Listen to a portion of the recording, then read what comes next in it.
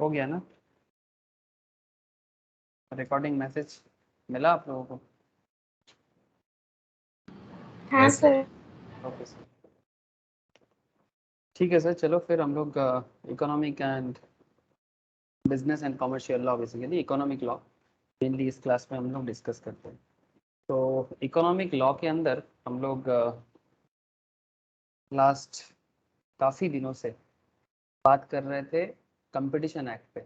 बहुत डिटेल्स में डिस्कशन किया, आप लोगों को नोट्स भी मैंने प्रोवाइड किया, इंस्टीट्यूट के मैट भी आपके पास है, जहाँ से मर्जी क्वेश्चन करो। और फिर मैं संडे को टेस्ट लूँगा जैसे कि ज्योति ने बोला, ठीक है, वो तो होगा अपने जगह में। लेकिन आज क्या पढ़ना है सर? आज मैं आपसे बात करूँगा अनदर एक इकोनॉमिक लॉ का ही, इकोनॉमिक कमर्शियल लॉ का ही एक another important, very very important, not just for exam purpose but also for real life purpose. मतलब एक्चुअली ये सब रियल में बहुत काम आता है सर, बहुत, इतना ज़्यादा इम्पोर्टेंस ही है इन सब लॉ का कि देश के इकोनॉमी के ऊपर बहुत बड़ा इफेक्ट है, इसीलिए तभी तो इकोनॉमिक लॉ है। तो आज मैं आपसे बात करूंगा सर फॉरेन एक्सचेंज मैनेजमेंट के बारे में। आप लोग फॉरेक्स का नाम तो सुने होंगे? हाँ सर, फॉरेन एक्सचेंज का नाम तो सुने होंगे, या फिर forex derivative market, currency derivative market, सुना है कि नहीं सुना? लोग डॉलर में, जापानीज येन में, यूरो में इन्वेस्ट करते हैं, इंडियन रुपी में भी लोग इन्वेस्ट करते हैं। सुना है कि नहीं सुना? Currency, currency derivative, foreign exchange market, ये सब सुना है कि नहीं सुना? स्टॉक मार्केट में जैसे बात होती है ना। तो एग्जैक्टली आज का जो लॉ है, ये लॉ का शॉर्ट नेम है सर फेमा। पहले नाम था फेरा। फेरा मतलब फॉरेन एक्सचेंज रेगुलेशन एक्ट, और फेमा मतलब उसको बाद में थोड़ा बहुत नाम चेंज किया गया और रिप्लेस करके नाम रखा गया फेमा, मतलब foreign exchange management act. Sir not just currency investment के कनेक्शन में नहीं है, ये इंटरनेशनल बिजनेस सिनारियो में एक बहुत बड़ा खेल है। मतलब फॉरेन एक्सचेंज का मतलब सिर्फ हम लोग करेंसी में इन्वेस्ट करते हैं, not just only for, not only for that. Foreign exchange management इतना इंपॉर्टेंट एक कॉन्सेप्ट है कि जैसे अगर मैं आपको सिंपल तरीके से एक सिंपल लाइन पे बताने का कोशिश करूं कि फॉरेन एक्सचेंज मैनेजमेंट इतना इंपॉर्टेंट क्यों है।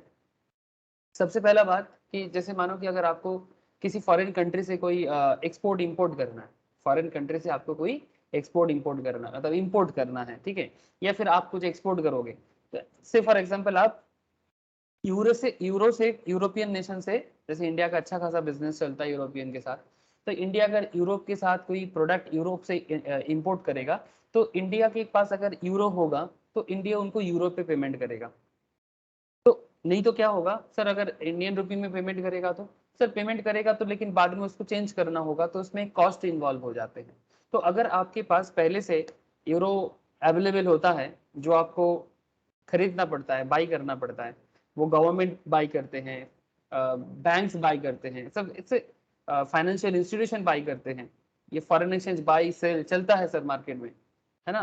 तो धीरे धीरे बताऊंगा सर, ठीक है, इट्स अनदर कॉम्प्लेक्स एरिया, मैं बहुत डिटेल्स में तो नहीं जा पाऊंगा, मतलब उसके लिए आपको मैं करेंसी डेरिवेटिव एरिया पढ़ने के लिए बोलूंगा। आगे आगे जब जैसे स्टॉक मार्केट अभी चल रहा है, फ्यूचर एंड ऑप्शंस भी आगे आगे करूंगा। फिर ऐसे करेंसी फ्यूचर का भी पढ़ाई करना पड़ता है, ठीक है, करेंसी डेरिवेटिव के नाम से भी जाना जाता है सर। तो जब आप उसको पढ़ोगे ना तो आप उसको ट्रेडिंग भी समझ जाओगे कि कैसे ट्रेड होता है, कैसे मार्केट ऑपरेट होता है। It's another area, it's another branch of financial market, और it's a huge, huge sir, huge. मतलब स्टॉक मार्केट से भी ज्यादा बड़ा है क्या? हाँ सर, स्टॉक मार्केट से भी ज्यादा बड़ा है। मतलब करेंसी मार्केट बहुत लिक्विड है, मैं आपको आगे आगे कुछ बताऊंगा। तो मैं ट्रेडिंग कैसे होता है नहीं होता है इस मैटर पे तो अभी चर्चा नहीं कर सकता। जब आप लोगों को मैं करेंसी डेरिवेटिव का क्लास दे पाऊंगा या फिर करेंसी ट्रेडिंग का क्लास दे पाऊंगा, may be on that time मैं आपसे ये सब मैटर और थोड़ा ज़्यादा बात करूंगा। तो फिर आज क्या बात करना है सर? आज मैं आपको एक्ट बताने वाला हूँ ना, जैसे सी एस एग्जीक्यूटिव लेवल में, सी ए फाइनल लेवल में, C M A final level में, इसका एक्ट के बारे में आपको जानना है कि फॉरेन एक्सचेंज मैनेजमेंट एक्ट कैसे काम करता है। नॉट जस्ट सी ए में जो लोग लॉ को लॉ लेके पढ़ाई करते हैं, एलएलबी वगैरह करते हैं, या फिर फाइनेंशियल एमबीए वगैरह करते हैं, वहाँ पर भी फेमा या फेरा बहुत वाइटल एक्ट है सर। ठीक है, एमबीए में भी ये टॉपिक बहुत, ये लॉ बहुत इंपॉर्टेंट माना जाता है। सो वैराइटीज ऑफ सेगमेंट में फेरा फेमा पढ़ना जरूरी होता है। तो हम लोग थोड़ा जानकारी लेंगे आज फेमा के बारे में। समझ में आ रहा है ना सर? हेलो কিরে বুঝতে পারছিস কি পারছিস না বল। हाँ sir. Okay, very interesting sir, बहुत इंटरेस्टिंग। रोज कुछ ना कुछ पिटारा है सर, इंटरेस्टिंग। हाँ, कुछ ना कुछ आपको रोज सीखने को मिल सकता है सर। क्या बात करते हो, रोज नया नया कुछ। अरे सर, बास्केट है, नॉलेज का बास्केट है। आप लोग जो पढ़ाई करते हो ना, प्रोफेशनल, इसमें आप चाहो ना तो रोज इतना नया नया चीज सीखोगे, इतना अच्छी अच्छी चीज सीखोगे, आपको क्या बताऊं।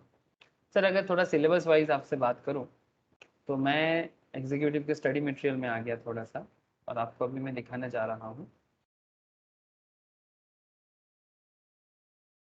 आप देख सकते हैं यहाँ पर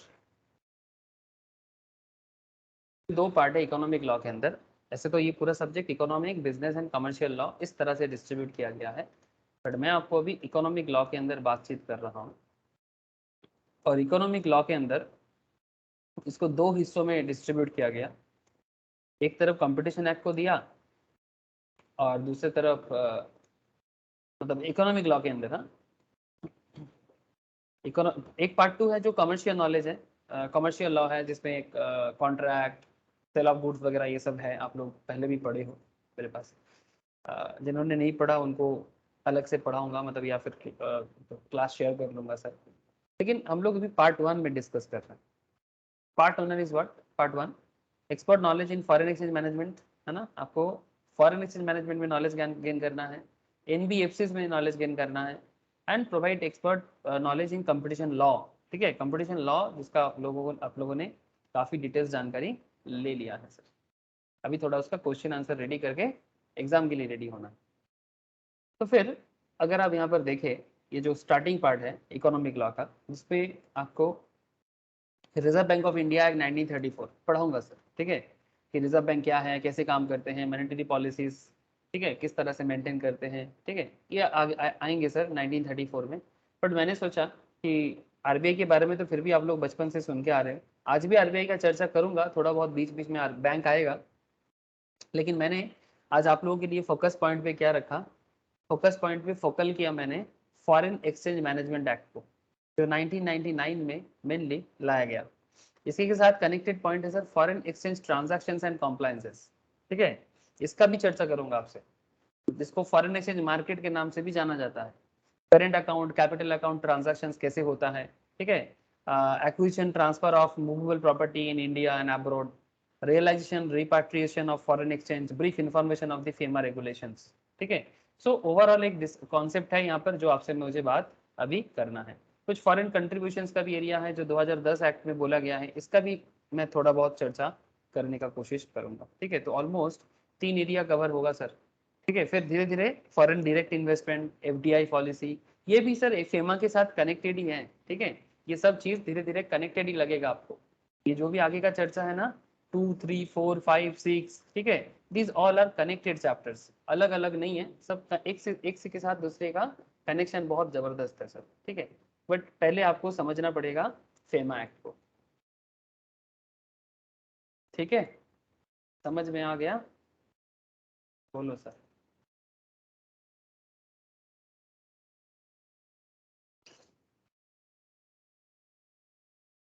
ঠিক আছে, বোঝা গেল প্রশ্নে?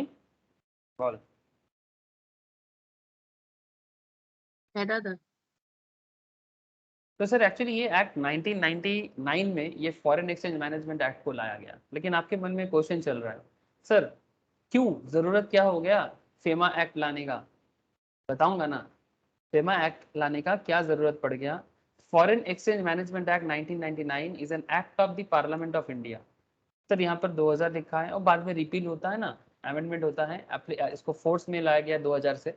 99 में बेसिकली अटल बिहारी वाजपेयी जी के टाइम पे ये सब मैटर में बहुत काम हुआ था सर। आप लोग देखोगे, अगर आप भारत का मॉडर्न डे देखोगे, तो जो भी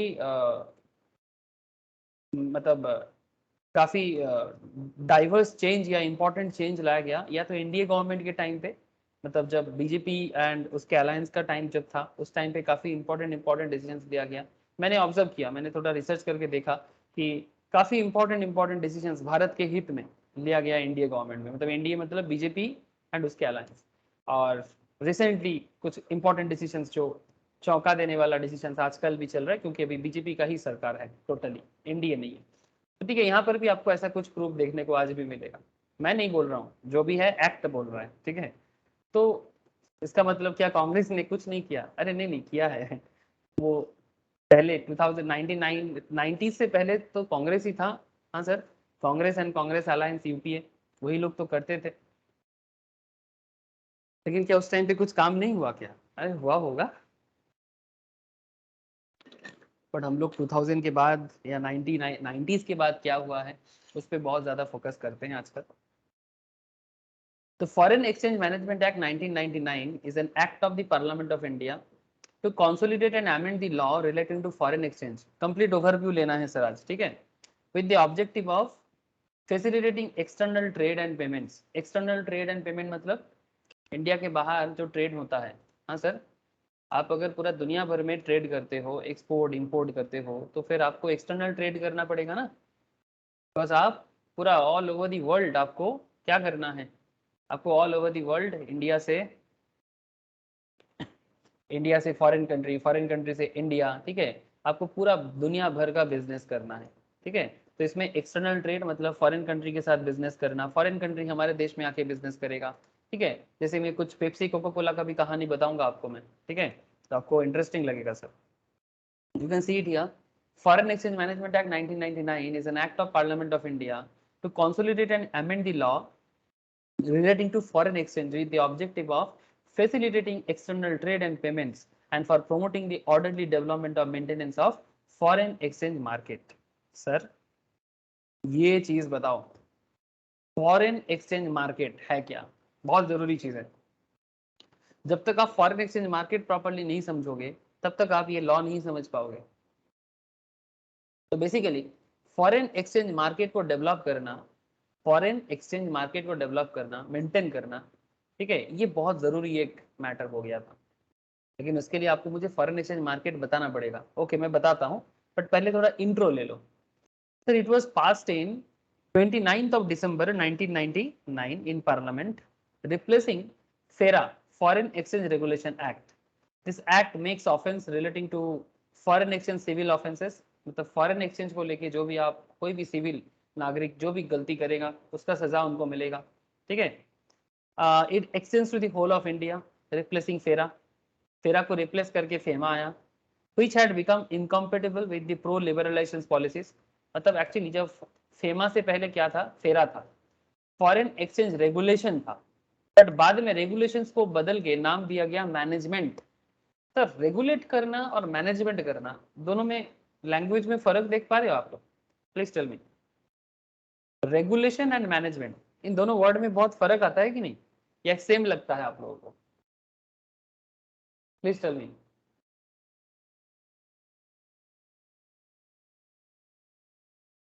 बोलो ना, क्या समझ आता है? मैनेजमेंट करना, रेगुलेट करना, which is tight, which is easy.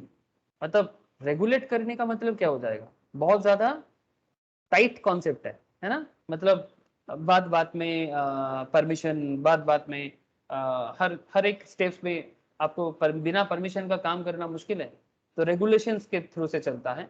लेकिन मैनेजमेंट मतलब परमिशन से ज्यादा मैनेजमेंट है, मतलब न्यू कॉन्सेप्ट, ठीक है। तो ये जो बात यहाँ पर कर रहा है ना सर, कि फेरा जो मतलब फेरा जो था, फॉरेन एक्सचेंज रेगुलेशन जो था, which had become incompatible with the pro liberalization policies। pro liberalization मतलब एनीवन? प्रो लिबरलाइजेशन का क्या कॉन्सेप्ट समझ में आ रहा है आपको? ये सब आप लोगों में कमर्शियल नॉलेज वगैरह में पढ़ाया बेसिक लेवल में, या फिर अगर आप इकोनॉमिक्स में भी पढ़े होंगे। लिबरलाइजेशन का क्या कॉन्सेप्ट है, बोलो ना। 1991 का केस है, LPG। मेरा आवाज आ रहा है ना आप लोगों को?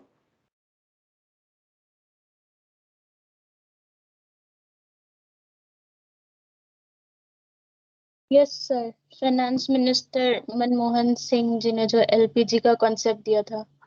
देखिए, कॉन्सेप्ट दिया भी था और अप्लाई भी करना पड़ा था और वो मैंडेटरी था। अगर ना करता तो शायद भारत का क्या होता भगवान जाने, किसी को नहीं पता। मतलब भारत का इकोनॉमी इतना भयंकर हालत में चला गया था 91 तक, अप टू 90 तक इंडियन इकोनॉमी बहुत ही खतरनाक हालत में चला गया था। इसके पीछे गवर्नमेंट ऑफ इंडिया ही इसका मतलब पूरा का पूरा रिस्पॉन्सिबिलिटीज गवर्नमेंट को ही लेना पड़ेगा। मतलब उन दिनों जो सरकार चलाते थे भारत में, सर क्या प्रॉब्लम था? सर एक सिंपल वे से इतना समझ जाओ कि कहने को तो भारत 47 में क्या हुआ है सर? 47 में इंडिपेंडेंट हुआ है। किससे? ब्रिटिश से। ठीक है, जो हुआ पुराना बात है, अभी उसको बार बार छेड़ने का जरूरत नहीं है, हो गया। 47 के बाद का क्या कहानी है उस पर बात करते हैं। ऐसे 47 आते ही बहुत सारा पुराना बात आ जाता है, लेकिन उतना पुराना नहीं जाना है, नया बात करना है। फ्रॉम 47 टू 1991 भारत को गवर्नमेंट, ऐसे तो गवर्नमेंट डेमोक्रेटिकली बनाया गया था, लेकिन जो पॉलिसी फॉर्म हुआ ना इंडिया में अप टू 1991 90s तक, बेसिकली पॉलिसी ना बहुत ज्यादा क्या बताऊँ आपको, अच्छा हाँ, सोशलिज्म, प्रॉपर सोशलिज्म भी नहीं फॉलो कर पाया, बट कुछ इसी तरह का, मतलब गवर्नमेंट हर चीज पे अपना कंट्रोल रखा था, हर चीज पे। मतलब each and everything is control by government, जो सोशलिज्म का ही एक बहुत बड़ा कैरेक्टर है, लेकिन उसको भी मैनेज नहीं कर पाया। मतलब सोशलिज्म था, बट सोशलिज्म में ब्यूरोक्रेसी आ गया था। अब मेरा बात समझ पा रहे हो? सोशलिज्म का एक प्रॉब्लम यही है कि सोशलिज्म ब्यूरोक्रेसी को प्रमोट करता है, मतलब प्रमोट नहीं करता, मतलब अगर सोशलिज्म प्रॉपरली कंट्रोल नहीं होता तो वो ब्यूरोक्रेसी को सामने ला जाते हैं। ब्यूरोक्रेसी इन द सेंस, मतलब जो ऑफिसर्स होंगे वो अपने आप को जरूरत से ज्यादा समझेगा। जैसे सरकारी ऑफिसर्स होते हैं आज भी अगर आप गवर्नमेंट ऑफिस में जाते हो, गवर्नमेंट बैंक में जाते हो, जिस तरह का बिहेव आपको देखने को मिलता है सर, हर चीज में रेड टैपिज्म समझते हो? कोई बिजनेस करना हो, कोई डिसीजन लेना हो, हर बात में ना, हाँ तभी होगा जब ऑफिसर हाँ बोलेंगे।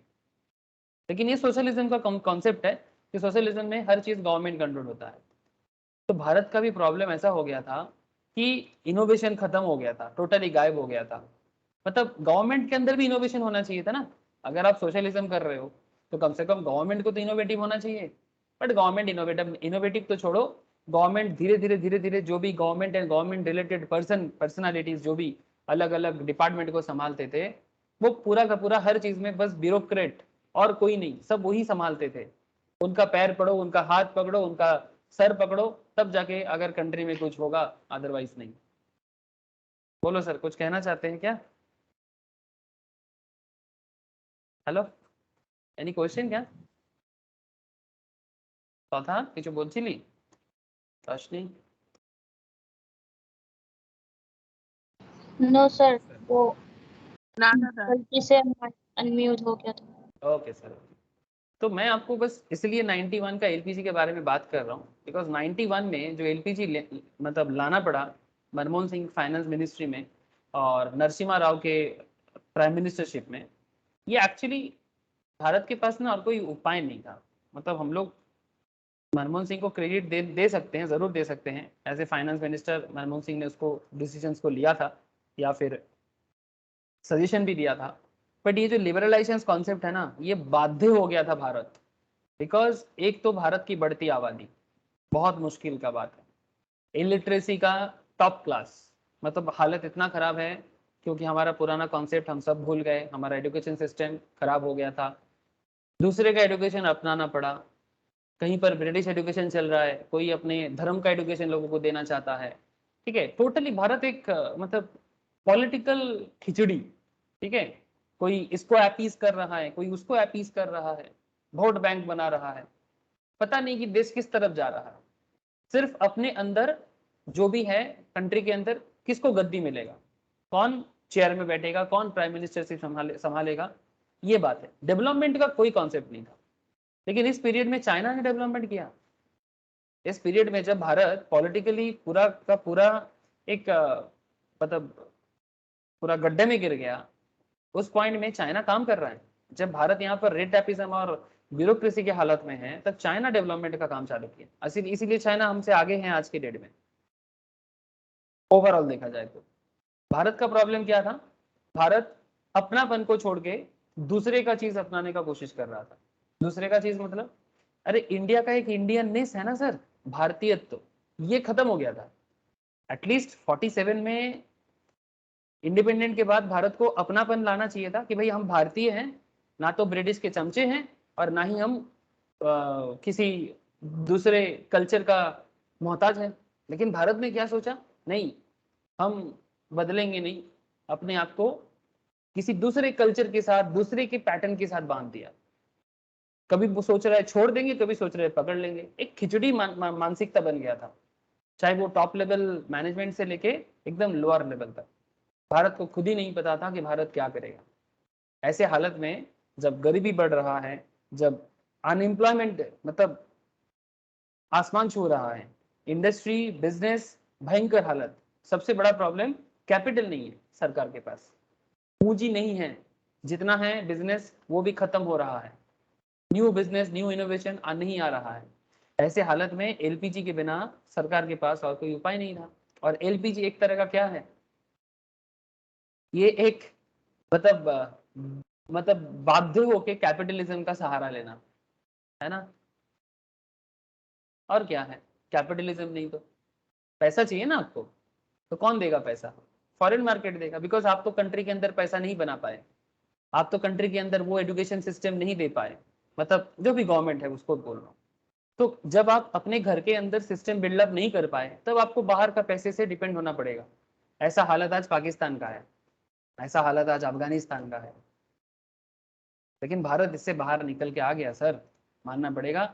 सम good leadership, some good leadership, अच्छा विरोधी, ठीक है, मतलब इसीलिए बोलते हैं डेमोक्रेसी में एक सटीक विरोधी होना, मतलब ओपोनेंट होना भी जरूरी है। भारत इससे बाहर निकल के आ गया, लेकिन हाल फिलहाल ही आया है, ज्यादा दिन नहीं हुआ। तो लिबरलाइजेशन करना पड़ा, प्राइवेटाइजेशन करना पड़ा और ग्लोबलाइज भी करना पड़ा। अगर नहीं करता तो 140 करोड़ आबादी का आज हवा टाइट हो जाता, हवा टाइट हो जाता। तो इसी सिस्टम को प्रो लिबरलाइज कॉन्सेप्ट के साथ बताया जा रहा है। और ये जो फॉरेन इनकम का, फॉरेन कंट्री का इनकम हमारे देश में आया, फॉरेन बिजनेस हमारे देश में आया, हम भी अपना प्रोडक्ट फॉरेन में आज सेल कर पा रहे हैं। इंडिया भी आज फॉरेन में अपना प्रोडक्ट दे पा रहे हैं। इंडिया भी आज म्यांमार को आज 2020-22 में जाके आज भारत डिफेंस का प्रोडक्ट एक्सपोर्ट कर रहा है, म्यांमार को दे रहा है, फिलीपींस को दे रहा है। ये डेवलपमेंट है 20 साल में, लास्ट 20 ईयर्स में भारत ने कुछ किया। लेकिन उससे पहले भारत क्या किया लास्ट 50 साल में, भारत ही जाने, मतलब भारत का जो उन दिनों का सरकार था उनको ही पता है। तो ये एलपीजी एक्चुअली बाध्य होकर करना पड़ा, ये कोई सोची समझी कॉन्सेप्ट नहीं था। गलत अप्रोच के कारण गवर्नमेंट काफी गड्ढा में गिर गया था। अब गड्ढा से निकलना ही था, खून बह रहा था इकोनॉमी से। समझ पा रहे हैं ना सर आप लोग? अगर नहीं समझ पा रहे हैं तो और ज्यादा जानकारी लो तो समझ में आ जाएगा। बोलो सर, बोलो। तो क्या सर एलपीजी अप्लाई करना रॉन्ग डिसीजन था? नहीं, मैं रॉन्ग कहाँ बोला, मैं बोला राइट। एलपीजी अप्लाई अगर ना करके, मतलब देखो सर, एलपीजी करने के कारण क्या हुआ ना, बाहर का पैसा भर भर के भारत के पास आने लगा। तो फॉरेन कंपनी इंडिया में आज लीड कर रहा है।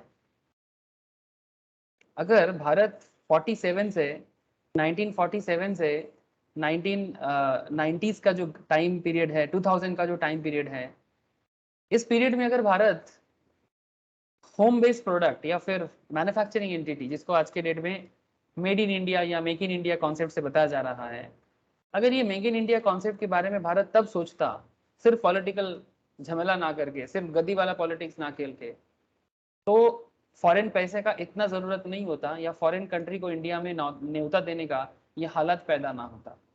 अगर हम लोग अपने एजुकेशन सिस्टम को हमारे पुराने सिस्टम से सजाते, जो भारत का गोल्डन पीरियड हुआ करता था, उससे सीख लेते, और भारत भी दुनिया में लीड करता था, ये सोच होता हमारा, तो हम लोग आज अलग जगह में होते। आज हम फिर से दुनिया का लीडिंग कंट्री बन जाते। हमें कभी रशिया का हाथ पकड़ना, कभी यूएस का हाथ पकड़ना, ये जरूरत ना होता। और चाइना जिस तरह से हमें अटैक करके हमारा लद्दाख छीन लिया, पाकिस्तान हमारा पीओके छीन लिया, फिर मारामारी बंद करने के लिए रशिया आके बोला कि भाई मारामारी बंद करो, ठीक है, और चाइना हमेशा थ्रेट दे रहा है, ठीक है। तो ये जो प्रॉब्लम आज है, हम लोग इससे थोड़ा आगे होते। एलपीजी तो फिर भी आता, लेकिन एलपीजी पे बहुत ज्यादा डिपेंड ना होना पड़ता, स्पेशली फॉरेन इकोनॉमी के पैसे से बहुत ज्यादा डिपेंड ना होना पड़ता, अमेरिका का दादागिरी ना सुनना पड़ता। समझ पा रहे हो सर? इतना ज्यादा ना होता अगर हम लोग सेल्फ डिपेंडेंट होते। सिंपल बात है ना, अगर आप सेल्फ डिपेंडेंट बन जाओगे किसी भी मैटर पे, आपको बाहर वाले का आंख देखना पड़ेगा क्या, कि बाहर वाले आपको आंख उठा के देखेगा अगर आप सेल्फ डिपेंडेंट हो जाओगे तो? इसके लिए एक प्रॉपर सिस्टम बनना चाहिए था ना, चामचागिरी सिस्टम थोड़ी ना चाहिए।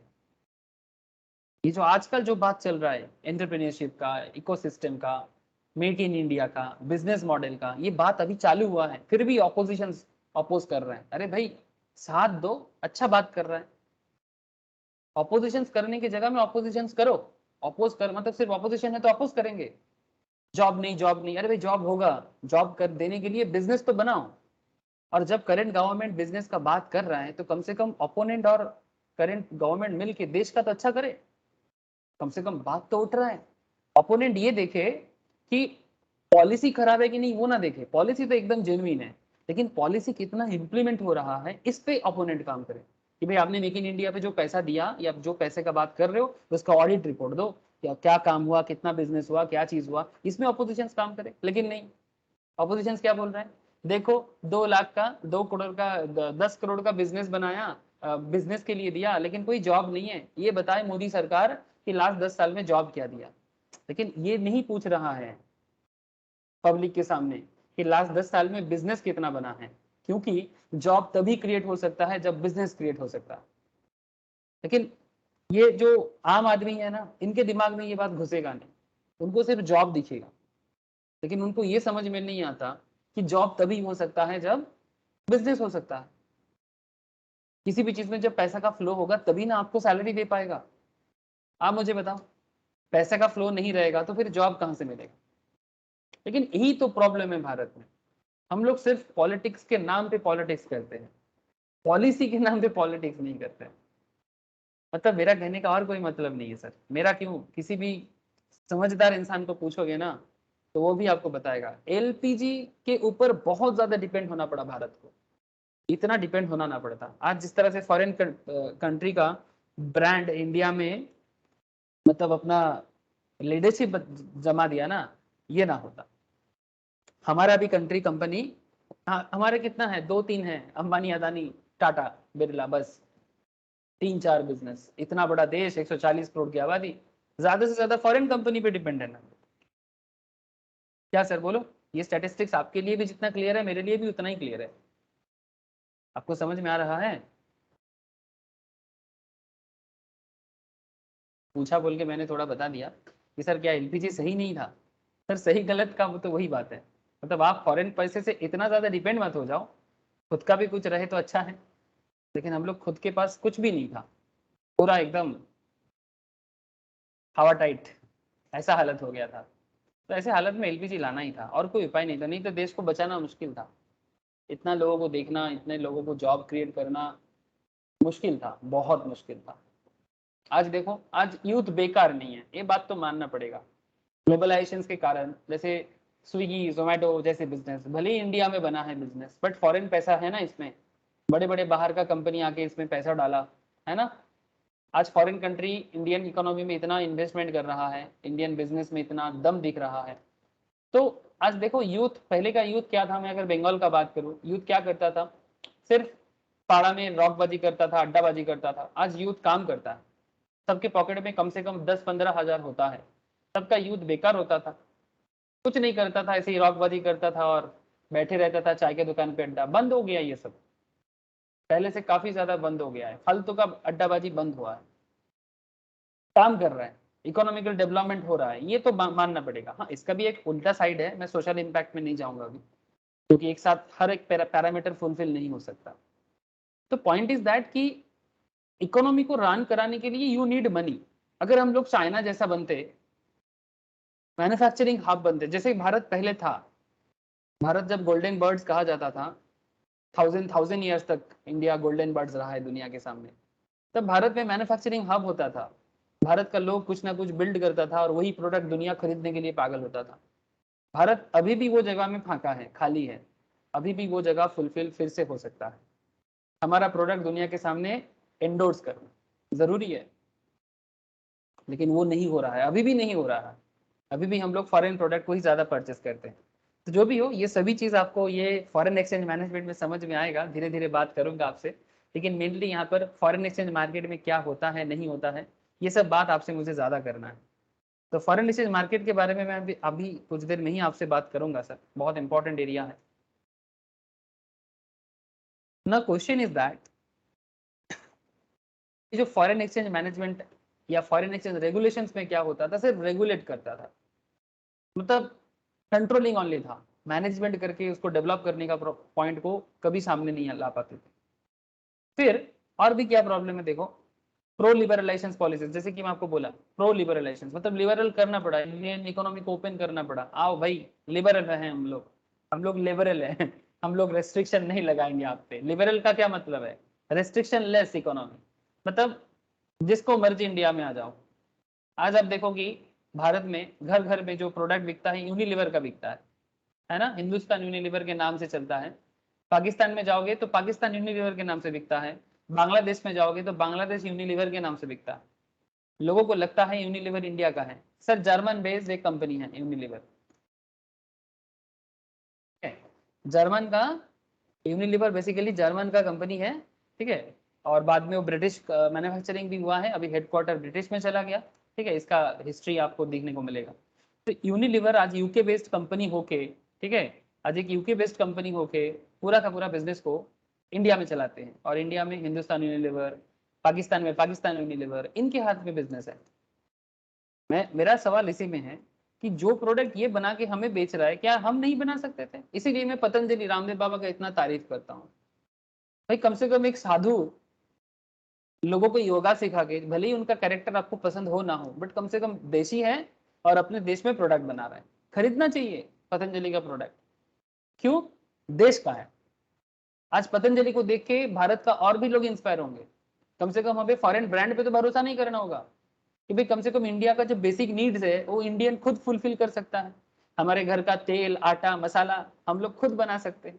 ये बाहर से आके हमारे ही देश में प्रोडक्ट को मैन्युफैक्चर करके पैकेजिंग करके हमारा ही रॉ मटेरियल को यूज करके हमको लेबर बना के प्रॉफिट लेके अपने देश में चले जाते हैं, और हम लोग यूनिलीवर का प्रोडक्ट बोल के स्टेटस लगाते हैं। एक साबुन लक्स, हाँ सर लक्स साबुन सबको पता है, एक सिंपल सोप है लक्स का साबुन। क्या हम लोग साबुन नहीं बना सकते? स्कूल एजुकेशन में, वर्क एजुकेशन में मैं देखता था मेरे सीनियर्स दीदी के, मतलब जब हम लोग को फिनाइल बनाने दिया था, बट मैं देखता था मेरे एल्डर सिस्टर लोग स्कूल में साबुन बनाना सीखते थे और करते थे कॉस्टिक सोडा वगैरह से, ठीक है। तो क्या उसी चीज को जो स्कूल में एक कॉस्टिक सोडा से साबुन बनाने का वर्किंग एजुकेशन दिया जा रहा है, क्या उसको एक ब्रांड बना के लोकल एरिया में साबुन का मार्केटिंग नहीं हो सकता था? I am just asking. School में जब बच्चे लोग वर्किंग एजुकेशन करते हैं, वर्क एजुकेशन, उसमें जो प्रोडक्ट बनता है उस प्रोडक्ट से क्या उसको ही थोड़ा सा और डेवलप करके, थोड़ा सा उसमें और इनोवेशन लाके सेंट लगा के, जैसे अलग साबुन होता है, क्या वो साबुन खराब होगा सर? और ज्यादा ऑर्गेनिक होगा। क्या उसको मार्केट नहीं किया जा सकता था इस तरह से स्कूल कॉलेज में? क्या वर्किंग कल्चर डेवलप नहीं हो सकता था? क्या हमें सिर्फ यूनिलीवर का लाख साबुन ही यूज करना है, लाइफ बॉय ही यूज करना है? Tell me sir. तो ये बस कुछ क्वेश्चन है आपके सामने, मेरे सामने भी उतना ही क्वेश्चन স্যার লোকাল তো আছে অনেক, কিন্তু এদের ব্র্যান্ডিং এর সামনে ওরা টিকতে পারে না, পুরো মার্কেটটা আমরা ক্যাপচার করে নিয়েছি। मेरा क्वेश्चन तो वहीं पर रहता था। मैंने तो वही बोला, लोकल आज भी है, बट लोकल आज है। मैं बोलना ये चाहता हूं कि अगर भारत 91 से पहले ही भारत इन ब्रांड को क्यों न्योता देना पड़ा? Why government needs to invite them? Because Bharat में इतना हाहाकार है जॉब का, इतना लोगों का भीड़ है और इसको जॉब देने के लिए इतना हालत खराब हो गया कि घर घर में बिजनेस नहीं है, बिजनेस मेंटेलिटी नहीं है। सब देखना नौकरी नौकरी करता रहता है। कोई बिजनेस बिजनेस नहीं करता है। और ये मैं 90s का बात कर रहा हूँ, जिस टाइम पे एलपीजी लाया गया। अगर उस टाइम पे भारत में एक मैन्युफैक्चरिंग कल्चर बन जाता तो मुझे नहीं लगता कि यूनिलीवर जैसे ब्रांड भारत में टिक पाता। क्या सर सही बोला कि नहीं बोला? बोलो। सिर्फ यूनिलीवर क्यों? अब नेस्ले को देख लो। अरे घर में बच्चा कौन सा खाना खाएगा, सेरेलेक लैक्टोजन, आप लोग भी खाए होंगे, मैं भी खाया होगा। मैंने शायद लैक्टोजन नहीं खाया, सेरेलेक खाया। ठीक है, मेरा कहने का मतलब है कि हमारे देश में इससे पहले बच्चा पैदा नहीं होता था, और क्या उनको सिर्फ सेरेलेक और लैक्टोजन खा के बड़ा करते थे माँ बाप? लेकिन देखो ये लोग ब्रांड बना के इंडिया में आया, और इंडियन गवर्नमेंट इनको इसलिए लाया क्योंकि इसके पास और कोई उपाय नहीं था। बिकॉज इतने लोगों को जॉब देना, इतने देश के रॉ मटेरियल्स पे पैसा लगाने का पैसा सरकार के हाथ पास है नहीं। अगर पैसा है तो मैनेजमेंट नहीं है, मैनेजमेंट है तो ब्यूरोक्रेसी है। मतलब एक मिक्स्ड अप कॉन्सेप्ट बिल्डअप करना चाहिए था, जो आज बन रहा है। आज जैसे हमारे देश में, हमारे देश का जो बिजनेसमैन, चाहे आप अदानी का नाम ले लो, अंबानी का नाम ले लो, टाटा का नाम ले लो, टाटा बहुत दिन से है, पर टाटा अकेला क्या क्या करेगा? मैं आपको बस यही क्वेश्चन कर रहा हूँ कि यही चीज फॉरेन ब्रांड को मार्केट में टिकने देना अगर हमारे पास पहले से होता तो शायद आज नहीं हो, ये नहीं होता। जस्ट अ क्वेश्चन सर, मैं सवाल कर रहा हूँ अपने आप से, क्योंकि अल्टीमेटली हमारे ही देश में आके हमारे एंटरप्रेन्योर नहीं बना, ये लोग एंटरप्रेन्योर बना, इनके पास हम लोगों ने काम किया, इन्होंने हमारा रॉ मटेरियल यूज किया, प्रॉफिट जो है अपने देश लेके गया, स्विट्जरलैंड को बनाया हमारे पैसे से। इंडिया थोड़ी ना बनाई, इसका गुड इंडिया को क्या मिला? सिर्फ सरकार को टैक्स मिला। लेकिन सरकार का क्या प्रॉब्लम है? सरकार ये एजुकेशन सिस्टम बिल्डअप नहीं कर पाया, वो इकोसिस्टम बिल्डअप नहीं कर पाया कि जिसके थ्रू से लोग अपना काम करने का सोचे। सर 10-20 साल का टाइम पीरियड बहुत होता है, 10 ईयर्स 20 ईयर्स टाइम पीरियड किसी भी सरकार के पास बहुत होता है एक कल्चर को चेंज करने के लिए। हम लोगों ना हैबिट बन गया है, जानते हो ना, ठीक है चल रहा है चलने दो, इट्स काइंड ऑफ। हम लोग कभी बड़े लेवल से सोचना नहीं चाहते, बिकॉज हम लोग ना इट्स लाइक हम लोग कुआं का बैंग होता है ना सर, जैसे वो वेल में जो फ्रॉग होता है, ठीक है, मेढक जैसा जो फ्रॉग होते हैं ना, जो एक छोटा सा वेल में रहते हैं और उनको लगता है यही दुनिया है, आगे क्या होगा सोचना नहीं चाहते। ऐसा हालत है हमारा। आज की डेट में आपको लग रहा है कि लोकल ब्रांड दब जा रहा है बिकॉज ऑफ फॉरेन ब्रांड, लेकिन आज तो कोई उपाय नहीं है, बिकॉज जब एक बार घुसने दे दिया तो दे दिया, और क्या, रोक नहीं सकते। अभी अभी एक ही उपाय है। करंट सिचुएशन क्या है? पतंजलि जैसा हजारों ब्रांड होना चाहिए, पतंजलि जैसा हजारों ब्रांड होना चाहिए, चाहे वो कोई साधु करे, चाहे वो कोई बिजनेसमैन करे, चाहे वो कोई कोऑपरेटिव सोसाइटी करे, जिसको मर्जी करने दो। अमूल जैसे और भी कंपनी बनना चाहिए। अगर भारत का ब्रांड भारत में ही बनेगा तो फिर ये लोग अपने आप धीरे धीरे चला जाएगा। लेकिन सर मैं जाने के लिए नहीं बोल रहा हूँ, मेरा कहने का है कि ये जरूरी है ना। ये गांधी जी का स्वदेशी मूवमेंट तो यही कहता था। लेकिन सर इंटरनेशनल बिजनेस क्या बंद हो जाएगा? अरे नहीं, मैं कहाँ बोल रहा हूँ कि इंटरनेशनल बिजनेस बंद करने में। मैं ये कह रहा हूँ कि हम लोग खुद का प्रोडक्ट दुनिया भर में स्प्रेड करें, बिकॉज दुनिया को नीड है। जैसे चाइना करता है, चाइना जो भी बनाते हैं हमारे देश में बेचते है कि नहीं बेचते? हाँ, बहुत हम लोग उनसे इंपोर्ट करते हैं सर, बहुत। यूएसए क्या इंपोर्ट कर एक्सपोर्ट करता है सर? दुनिया भर के साथ बिजनेस करते हैं। इनके पास तो भगवान का दिया हुआ तेल है, हाँ, नेचुरली एक्सपोर्ट करते हैं, पैसा कमाते हैं। और ऐसा एक प्रोडक्ट है जो इनको अभी बहुत पैसा वाला बना दिया, लेकिन धीरे धीरे ये भी खत्म हो गया इनका। तो कहने का मतलब है इंटरनेशनल बिजनेस में हमें और बड़ा होना है, ठीक है, और बड़ा होना है। तो क्या कहना है सर, मैं इसलिए क्यों बोल रहा हूँ ये सब बातें। ये देखो सर, फेमा फेरा फ्री चैट, तो फेरा का जो कॉन्सेप्ट था वो गवर्नमेंट ऑफ इंडिया के लिए प्रॉब्लम ये कर रहा था कि वो प्रो लिबरलाइजेशन पॉलिसीज के साथ मैच नहीं कर रहा था, तो इसलिए फेमा लाना पड़ा। It enabled a new foreign exchange management regime consistent with the emerging framework of World Trade Organizations. World Trade Organizations क्या करता है? International export import, country to country business relations, ये सब मेंटेन करने का काम करता है। उनका एक्ट बनाते हैं, ठीक है, सब कुछ देखने का एक इंटरनेशनल ऑर्गेनाइजेशन है, ठीक है, WTO नाम तो सुने होंगे। It also paved the way for the introduction of prevention of money laundering. Another point sir, very important. ये भी एक्ट है, आप लोगों को पढ़ना पड़ेगा, ये एक्ट भी आप लोगों के सिलेबस में है। ये देखो कमर्शियल लॉ के अंदर दिया गया इसको। कंपटीशन के नीचे कंज्यूमर प्रोटेक्शन, एसेंशियल कमोडिटी, ये देखो एंटी करप्शन लॉ, दिख रहा है, prevention of money laundering. Hello, दिखाई दिया ना?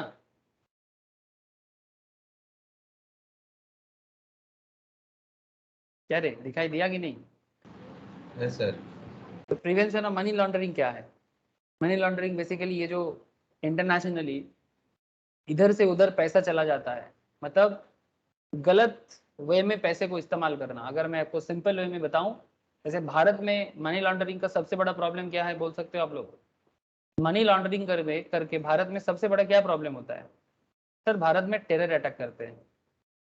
कौन सर? कुछ कंट्री का नाम जान लो, लिख लो अपने डायरी में, ठीक है? जो भारत के साथ गद्दारी करता है, मनी लॉन्ड्रिंग करते हैं, भारत के अंदर बैठ के भारत का ही कुछ लोग पैसे के लिए भारत के साथ गद्दारी करते हैं, भारत के एनिमी कंट्री के साथ मिलके। सर ऐसा है क्या सर? अगर ऐसा ना होता तो फिर भारत पे टेरर अटैक नहीं होता, भारत पे 26/11 नहीं होता, भारत में ताज होटल में अटैक ना होता, मुंबई ब्लास्ट ना होता, दिल्ली में पार्लियामेंट में अटैक ना होता, और भी कितना सारा बात है, मैं आपको खत्म ना कर सकता, ठीक है? ये बिना पैसा का, मतलब सर कोई ऐसा थोड़ी ना कि भारत में आके लोगों को मार के चला जाता है, कितना पैसा का जरूरत होता है, हाँ? कितना लोग हमें देखते हैं, किस तरह से हमें मैनेज करते हैं, ओवरऑल सब कुछ देखने के बाद भारत के अंदर रह के भारत का दुश्मन, जो एक्चुअली इंडियन है लेकिन उनका ब्रेन वॉश करते हैं, कश्मीरी है, कुछ दिमाग खराब करने वाला कश्मीरी है जिसको पाकिस्तान खराब करते हैं, मदद करते हैं। पाकिस्तान का मदद कौन करते हैं? चाइना करते हैं। पाकिस्तान का और भी सबसे बड़ा मददगार कौन है जानते हो? इसका नाम जान के रख लो सर, गलती से भी जाने से पहले 10 बार सोच के जाना। टर्की, बंगाली में हम लोग तुर्की बोलते हैं, भयंकर कंट्री है सर। कहने को डेमोक्रेसी है पर डेमोक्रेसी नाम का है। जो यहाँ का प्राइम मिनिस्टर है, लास्ट 20 साल से यहाँ का प्राइम मिनिस्टरशिप संभाल रहे हैं, ठीक है? लास्ट 20 ईयर से इनका प्राइम मिनिस्टरशिप संभाल रहे हैं, और पूरा कंट्री को, मतलब ये एक्चुअली क्या बताऊं सर, इस्लामिक कैलिफेट बनना चाहता है, मतलब पूरा इस्लामिक ऑर्गेनाइजेशंस का हेड बनना चाहता है तुर्की। ये अलग ही एक है। और भारत जैसे देशों को खत्म करने के लिए ये तुर्की, पाकिस्तान, ठीक है, चाइना हमेशा हमारे पीछे। चाइना का मेन एक ही कॉन्सेप्ट है, चाइना का एक्चुअली प्रॉब्लम कोई इस्लामिक कॉन्सेप्ट उसका है नहीं। चाइना का मेन है कि चाइना को बिजनेस करना है, चाइना को बिजनेस करना है। अब चाइना के साथ अरबियन नेशंस का प्रॉपरली पटता नहीं है, क्योंकि अरब के साथ अमेरिका का पटता है, ठीक है? अब चाइना के साथ अरब का इसलिए नहीं पड़ता बिकॉज अरब के साथ यूएस का अच्छा कनेक्शन है। तो चाइना अपना प्रोडक्ट जब वर्ल्ड वाइड डिस्ट्रीब्यूट करने के लिए पहुंचना चाहते हैं, तो उसको हेल्प करने के लिए प्रॉपरली कोई है नहीं, ठीक है? तो चाइना जो भी करता है ना, अपने बिजनेस के फायदे के लिए करते हैं। इसलिए वो तुर्की से भी हाथ मिलाया, ताकि चाइना के थ्रू से, ये तुर्की वगैरह के थ्रू से वो यूरोपियन नेशंस में अपना प्रोडक्ट बेच पाए, ठीक है? ये वाटर पोर्ट वगैरह यूज कर पाए। आप देखना चाइना अलग अलग जगह में पोर्ट बना रहा है दुनिया भर में, ताकि वो इंटरनेशनल बिजनेस को स्प्रेड कर पाए। तो चाइना का ये कंडीशन है, चाइना का और कोई, चाइना अपना बिजनेस को लेकर समझता है। और इस पूरा खेल को मदद देने के लिए पाकिस्तान, चाइना, तुर्की, ठीक है, ये सब कंट्री मलेशिया में बैठ के इंडिया के लिए प्लान बनाते हैं। मैं आपको क्या बताऊं, ये सब कॉन्स्पिरेसी है। और मनी लॉन्ड्रिंग इसमें एक बहुत बड़ा खेल है सर, मनी लॉन्ड्रिंग इसमें एक बहुत बड़ा खेल है। दाऊद इब्राहिम को तो आप लोग जानते ही हो, जो पाकिस्तान में बैठ के, एक्चुअली कहाँ का है? बिहार का है। बिहार का लड़का, दिमाग ब्रेन वॉश किसी ने किया उसका, फिर पाकिस्तानी मेंटेलिटी का है, पाकिस्तान ने उसको जिंदगी भर के लिए रख लिया, ठीक है? और वहां बैठ के पूरा भारत में अलग अलग, बॉलीवुड को भी वही चलाया, अभी भी थोड़ा बहुत चलाते हैं। ये सब मनी लॉन्ड्रिंग कॉन्सेप्ट है सर। तो भारत सरकार ये मनी लॉन्ड्रिंग को भी देखना चाहता है, मतलब मैनेज करना चाहता है, ताकि मनी लॉन्ड्रिंग ना हो। ठीक है, क्योंकि भारत के अगेंस्ट में जो लोग भारत के पीछे पड़ना चाहते हैं, ठीक है, कहाँ का पैसा किधर जा रहा है, किस मैटर पे जा रहा है, फॉरेन एक्सचेंज का किस तरह से ट्रांसफर हो रहा है, each and everything is fully connected with this things.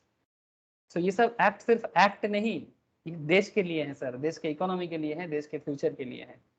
So ये प्रिवेंशन ऑफ मनी लॉन्ड्रिंग जब पढ़ेंगे तब आपको और डिटेल्स में बात करूंगा सर, ठीक है, ये एक्ट भी है। तो आई होप आपको समझ में आ रहा है कि क्यों मैंने आपको ये सब कहानी थोड़ा समझाया। तो अभी चलो थोड़ा सा फॉरेन एक्सचेंज मैनेजमेंट को समझने के लिए फॉरेन एक्सचेंज मार्केट के बारे में जानकारी लेते हैं।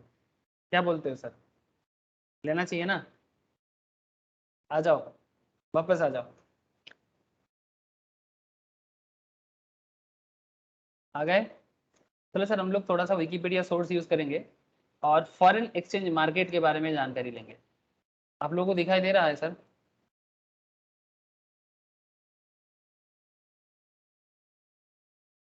अरे दिखाई दे रहा है ना? हाँ सर। तो चलो फॉरेन एक्सचेंज मैनेजमेंट समझना है तो पहले फॉरेन एक्सचेंज तो समझ ले। Sir what is foreign exchange? ध्यान से सुनिए, फिर मैं आपको दिखाऊंगा कि कैसे ट्रेड होता है इसका। सर फॉरेन एक्सचेंज का अलग अलग नाम से भी जाना जाता है, कोई फॉरेक्स बोलते हैं, कोई एफएक्स बोलते हैं, और कोई करेंसी मार्केट के नाम से भी जाना जाता है। इज ए ग्लोबल डिसेंट्रलाइज्ड, कोई सेंट्रलाइज सिस्टम से नहीं चलता, डिसेंट्रलाइज सिस्टम पे चलता है, अलग अलग कंट्री का अलग अलग है। Over the counter market for the trading of currencies.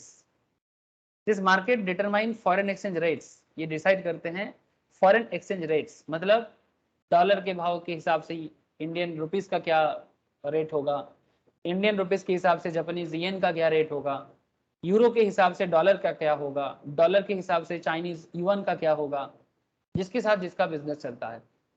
Foreign exchange rates, इसको भी डिसाइड करने का काम इन्हीं का होता है। सर ये एक्सचेंज रेट कैसे डिसाइड होता है? सर एक्सचेंज रेट उस पर्टिकुलर कंट्री का इंटरेस्ट रेट के हिसाब से डिसाइड होता है। मैं इसका एक अलग ही मैकेनिज्म है, मैं आपको एक्सचेंज रेट एक दिन सिखाऊंगा, ठीक है, कि एक्सचेंज रेट कैसे डिसाइड होता है। कि ये जो exchange rate in the sense, मैं आपको क्या बताऊं, जैसे $1 का वैल्यू क्या चल रहा है आजकल इंडियन रुपीज में?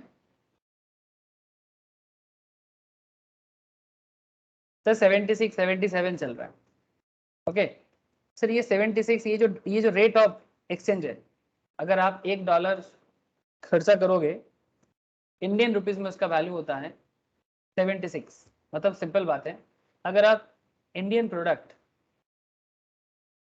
ध्यान से सुनिए सर, अगर आप इंडियन प्रोडक्ट यूएस में एक्सपोर्ट करोगे तो कितना कमा के लाओगे? सर पर प्रोडक्ट के हिसाब से, अगर यूएस में उसका दाम $1 है तो $1 के हिसाब से इंडियन रुपीज के हिसाब से 76। यूएस में $1 मतलब उनका मिनिमम वैल्यू, जैसे हमारे यहाँ पर 1 रुपी, यूएस का $1 मतलब उनका मिनिमम वैल्यू, जैसे हमारे यहाँ पर 1 रुपी। तो उनका $1 मतलब इंडिया का 76। तो किसका वैल्यू ज्यादा है, हमारा कि उसका?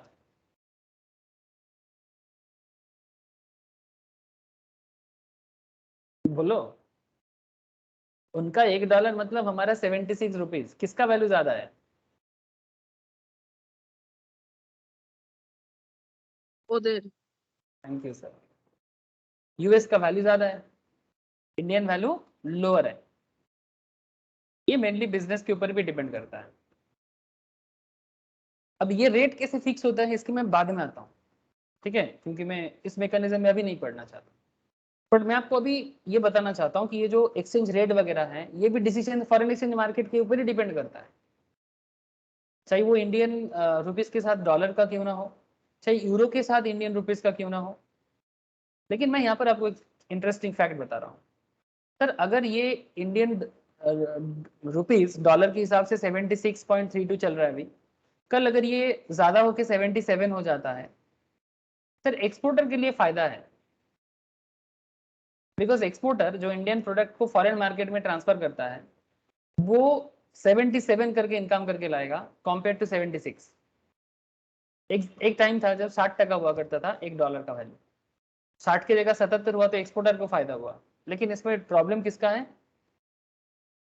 सर इंपोर्टर को है। और भारत जैसे कंट्री का प्रॉब्लम क्या है? हम लोग ज्यादा एक्सपोर्ट कर पाते हैं कि ज्यादा इंपोर्ट करते हैं? प्लीज टेल मी।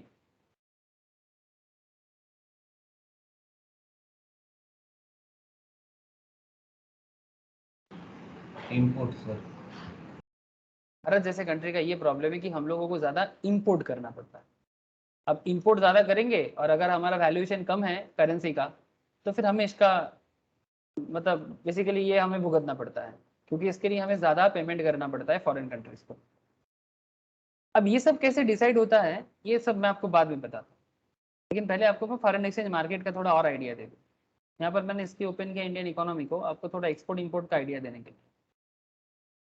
भारत कितना एक्सपोर्ट करता है और कितना इंपोर्ट करता है, वैल्यूएशन लेटेस्ट वर्ल्ड बैंक के रिपोर्ट के हिसाब से है। ये देखो सर, हाँ चला गया। भारत में 2022 के हिसाब से जो एक्सपोर्ट है 395.5 बिलियन है, और भारत का इंपोर्ट है 573.752 बिलियन। दिखाई दे रहा है सर आप लोगों को? हमें इंपोर्ट करना पड़ता है 573, हमें एक्सपोर्ट करने को मिलता है 395, मतलब स्टील हम लोग 175 बिलियन के आसपास दूसरे से खरीदते हैं।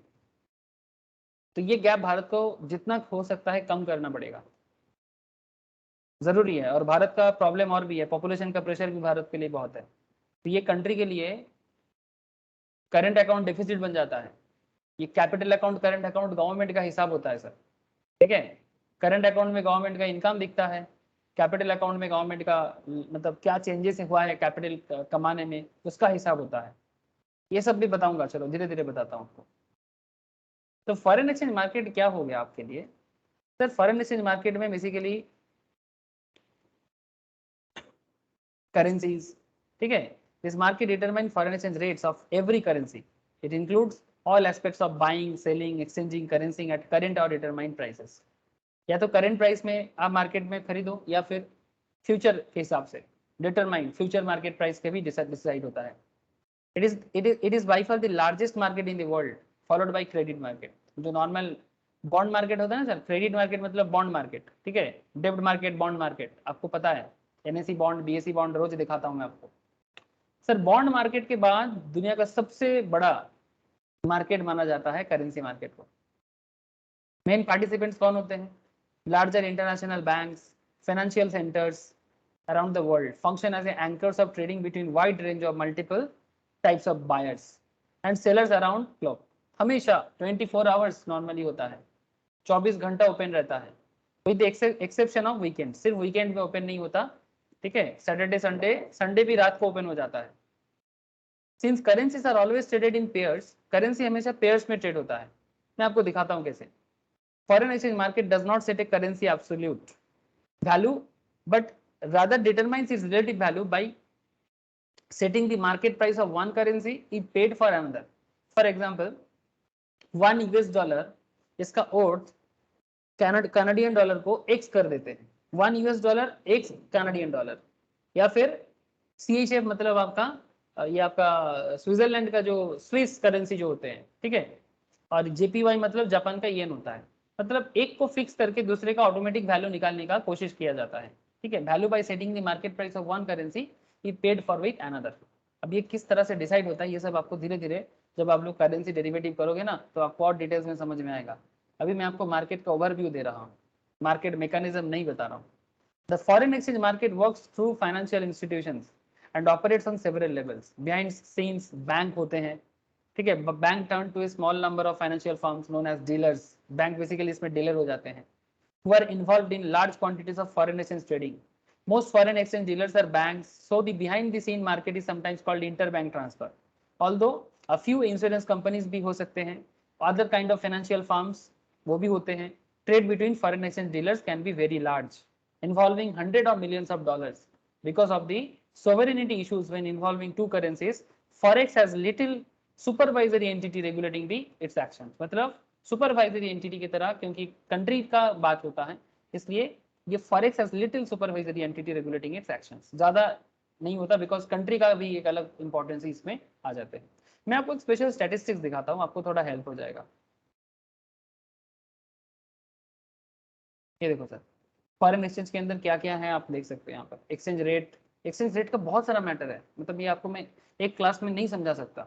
Currency band, exchange rate regime, exchange rate flexibility, dollarization, fixed exchange rate, flotation exchange rate, linked exchange rate, manage float regime, dual exchange rate, आपको आगे आगे धीरे धीरे बताऊंगा मैं, या फिर जब आप लोग करेंसी डेरिवेटिव वगैरह पढ़ोगे ना तब भी आपको काफी आइडिया क्लियर होगा।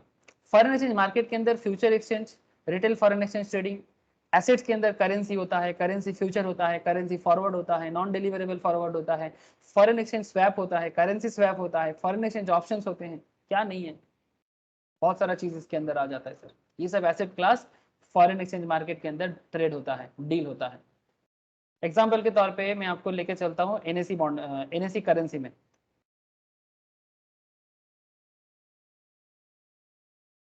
मार्केट अभी ओपन है sir, 24 March 2022 11:23 11:23:05 Indian standard for non cross currency pairs. Market close eight 5 बजे क्लोज होगा, ठीक है, शाम को 5 बजे मार्केट क्लोज होगा। आप देख सकते हैं यहाँ पर, मैं आपको क्या बोला कि ये सब पेयर में होता है। Look at here, trading pair में हो रहा है, ये सब अलग अलग प्रोडक्ट है करेंसी मार्केट का। यूएस डॉलर आईएनआर दिखाई दे रहा है क्या, या थोड़ा स्क्रीन बड़ा करना पड़ेगा मुझे?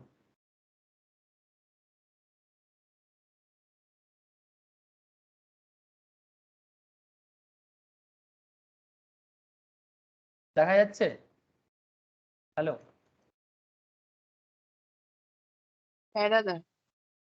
लुक एट हियर सर, ये देखो एनएससी, बीएससी का भी है, बीएससी का भी करेंसी मार्केट अलग से है, currency derivative, you can see it here.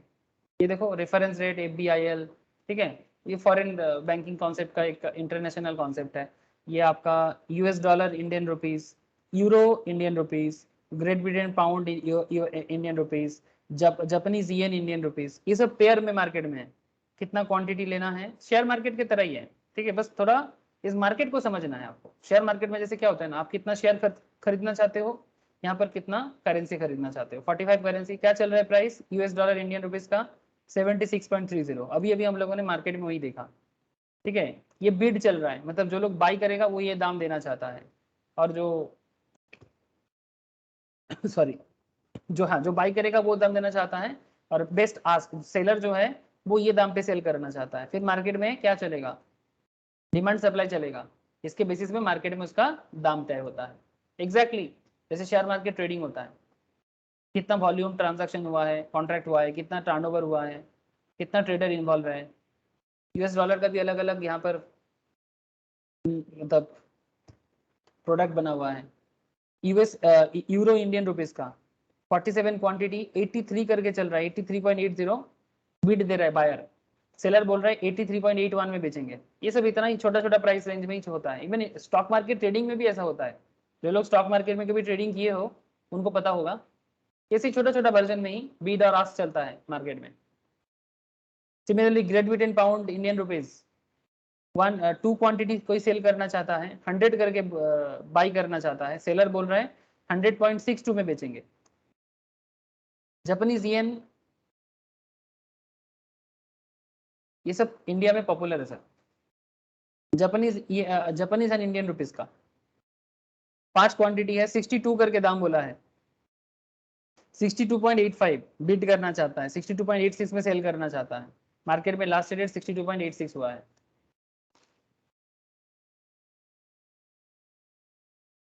ये सब करेंसी मार्केट है, फॉरेन एक्सचेंज भी बोल सकते हो आप। अभी इंडिविजुअल भी कर सकता है, गवर्नमेंट भी करता है, फाइनेंशियल इंस्टीट्यूशंस भी करता है। समझ में आ रहा है सर? Please tell me.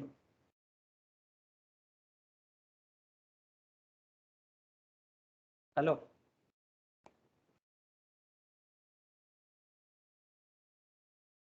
बोलो सर, বোঝা যাচ্ছে? Yes or no?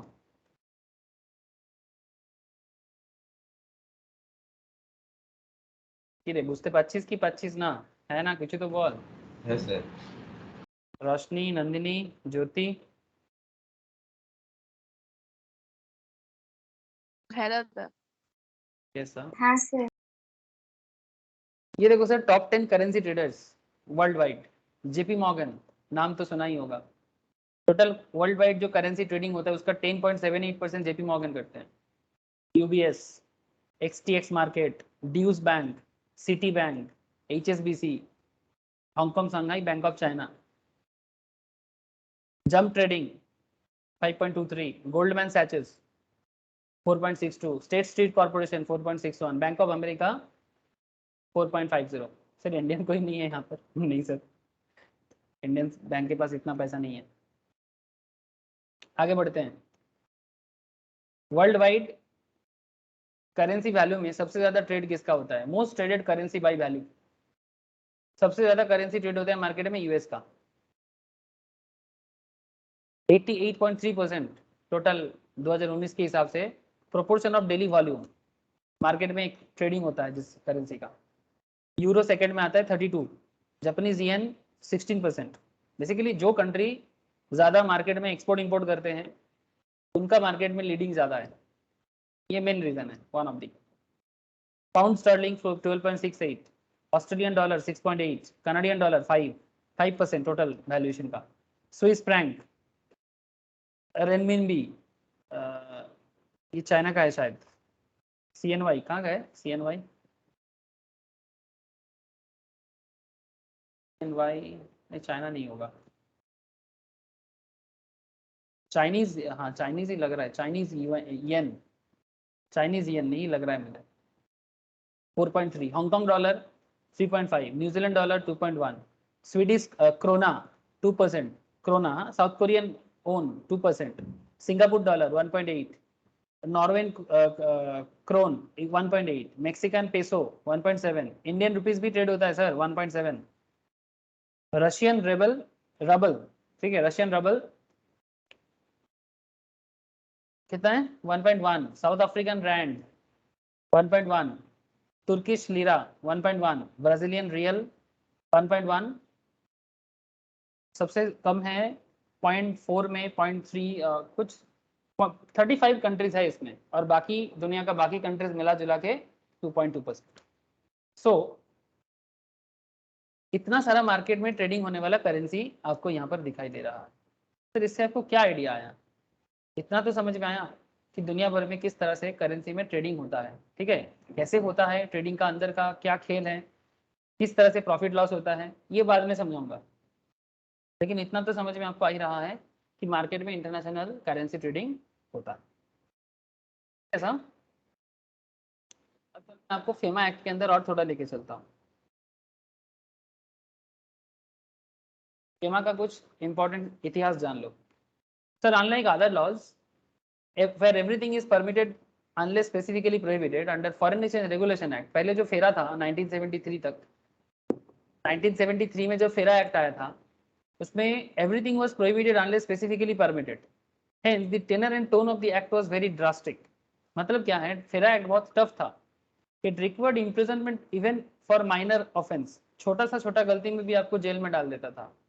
अंडर फेरा a person was presumed guilty unless he proved himself innocent, unless he proved himself innocent, point to be noted। अगर आप खुद को बेगुनाह साबित नहीं कर पाते तो आपको जेल में डाल दिया जाता था एज पर फेरा एक्ट। लेकिन बाकी एक्ट क्या कहता है, दूसरा कोई भी act, under other laws a person is presumed innocent unless he is proven guilty. आप तब तक इनोसेंट माने जाओगे जब तक आप as per the court rule आप गिल्टी प्रूव ना हो जाते। लेकिन फेरा एक्ट में रूल इतना कठिन था, इतना टफ था कि आप इनोसेंट हो ये खुद को ही आपको साबित करना है कि हम इनोसेंट है, लेकिन बाकी लॉ कोर्ट प्रूव करता है कि भाई ये इनोसेंट है या नहीं है। सो फेरा और फेमा में फर्क आ गया। FEMA is a regulatory mechanism that enables the Reserve Bank of India to pass regulations and the central government to pass rules relating to foreign exchange in tune with foreign trade policy of India। मतलब भारत क्या foreign trade policy बनाएगा उसके tuning के साथ match करके FEMA act को RBI manage करता है।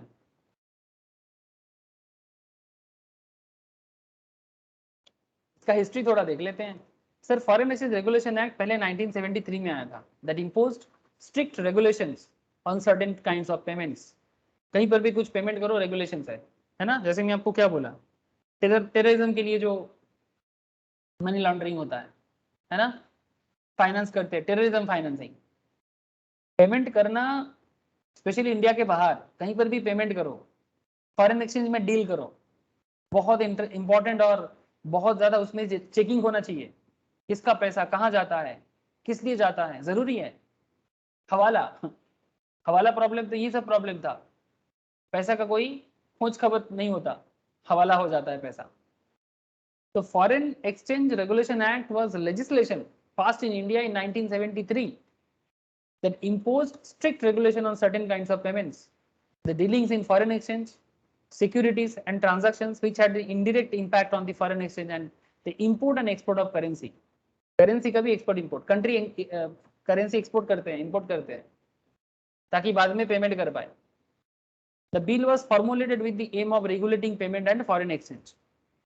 FERA came into force with effect from January 1, 1974. FERA was introduced at a time when forex reserve of the country, FERA हमारे देश में इंडिया में तब आया था जब इंडिया का फॉरेक्स रिजर्व बहुत लो था, बहुत लो। सर आज इंडिया का क्या फॉरेन रिजर्व है? Sir currently India forex reserve में वर्ल्ड में बहुत ही हाई पोजीशंस पे है, पता है आप लोगों को?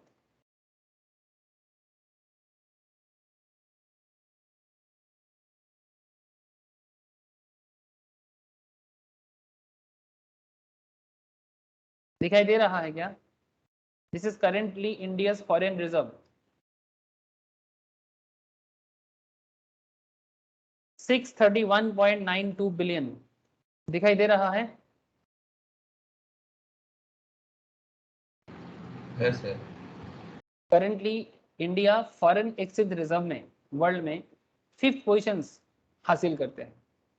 सर कैसे मिलता है फॉरेन रिजर्व? सर आपके पास ज्यादा पैसा हो तो फॉरेन मार्केट से, मतलब मार्केट से उठा लो, करेंसी मार्केट से रिजर्व इकट्ठा कर लो, या फिर दुनिया भर में लोगों को एक्सपोर्ट करके दूसरा करेंसी इंडिया में लाओ। ऐसे एक कहावत है कि रुपीस में कमा के डॉलर में गवा के क्या फायदा, फायदा तो तब है जब डॉलर में कमा के रुपीस में गवाओ। मतलब आप अगर एक्सपोर्ट करोगे तो फॉरेन करेंसी इंडियन मार्केट में आएगा, बात ये है, ठीक है। सर दुनिया भर में चाइना आज के डेट में सबसे ज्यादा एक्सपोर्ट करता है, यूएस भी नहीं। इसी के बारे में मैं बात कर रहा था। जब भारत का गवर्नमेंट 1947 से लेके 91 तक पॉलिटिकल पंचायती कर रहा था, हाँ, किसी को भी आवाज उठाने नहीं देता था, जो भी आवाज उठाता था उसको जेल में डाल दिया जाता था। सीरियसली मैं मजाक नहीं कर रहा हूँ। अगर ऐसा होता तो 47 के बाद से लगातार सिर्फ एक ही गवर्नमेंट का सरकार नहीं बनता। अगर इतना ही डेमोक्रेसी था तो, अगर इतना ही डेमोक्रेसी था तो फिर बाकी दल भी आ सकता था। ऑब्वियसली बीजेपी का जो पुराना नाम था वो नाम जरूर सामने आता, बिकॉज वो सबसे बड़ा पार्टी था, लेकिन सामने नहीं आ पाता था। क्यों? क्योंकि कांग्रेस को अकेला सरकार चलाना था, देश चलाना था, और वो भी प्राइवेटली, परिवार के हिसाब से। मैं ओपनली बोल रहा हूँ, क्यों? बिकॉज आप सबके सामने है बात, जो भी है सबके सामने। डेमोक्रेसी कहाँ हुआ फिर? भारत परिवारवाद में चल रहा था एकदम 100%। 30 साल तक तो कोई भी और पार्टी सामने नहीं आ पा रहा था। अगर आता भी था तो नो कॉन्फिडेंस वोट के थ्रू से गायब हो जाता था, क्योंकि कोई सपोर्ट ही नहीं करता था। कैसा डेमोक्रेसी था सोच लो। तो भारत पॉलिटिकली एक पूरा करप्ट हो गया था। चाइना को देखो, मुझे क्यों गुस्सा आता है, मुझे क्यों? कोई भी जानकार, समझदार, पढ़ा लिखा इंसान जो देश के बारे में समझने का कोशिश करेगा, उसे समझ आ जाएगा कि क्या प्रॉब्लम है। हमें लगता है कि भारत पिछड़ा हुआ है, भारत पिछड़ा हुआ नहीं है, भारत को पिछड़ा हुआ बनाया गया है। हम गरीब नहीं थे, कभी भी नहीं थे। हमें गरीब कभी दूसरों देशों ने आके लूटा, कभी हमारा सरकार ने ही हमें लूटा। समझ में आ रहा है सर? इसीलिए कई बार बोलते हैं कि देश इंडिपेंडेंस हुआ था 47 में, बट एक्चुअली उसको इंडिपेंडेंस नहीं कहते, सो कॉल्ड पावर ट्रांसफर। इतना दिन फॉरेनर हमें रूल कर रहा था, अब फॉरेनर के कहने पे इंडियंस पे रूल कर रहा था। This is the hardcore truth. ये बात इंडियंस को समझ लेना चाहिए, नहीं तो आज हम चाइना के साथ टक्कर देते। इतना पीछे ना होते। लुक एट सर, इनका भी 150 करोड़ की आबादी है। फॉरेन एक्सचेंज रिजर्व देखो आप, $33,98,241 यूएस डॉलर। जापान का हालत देखो, बाप रे बाप, इनका टक्कर तो कोई नहीं कर सकता। 10 करोड़ का पॉपुलेशन है। जापान का कितना पॉपुलेशन होगा? हाँ सर,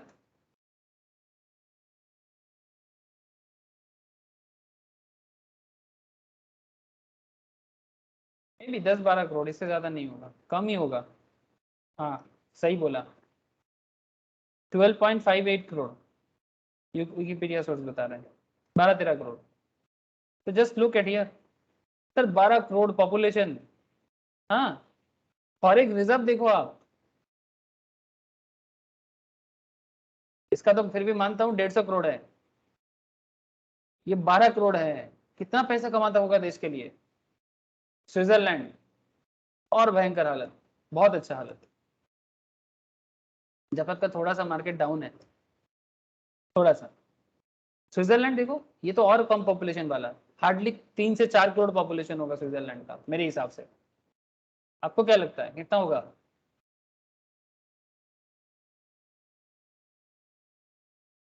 5 करोड़ से ज्यादा तो बिल्कुल नहीं होगा।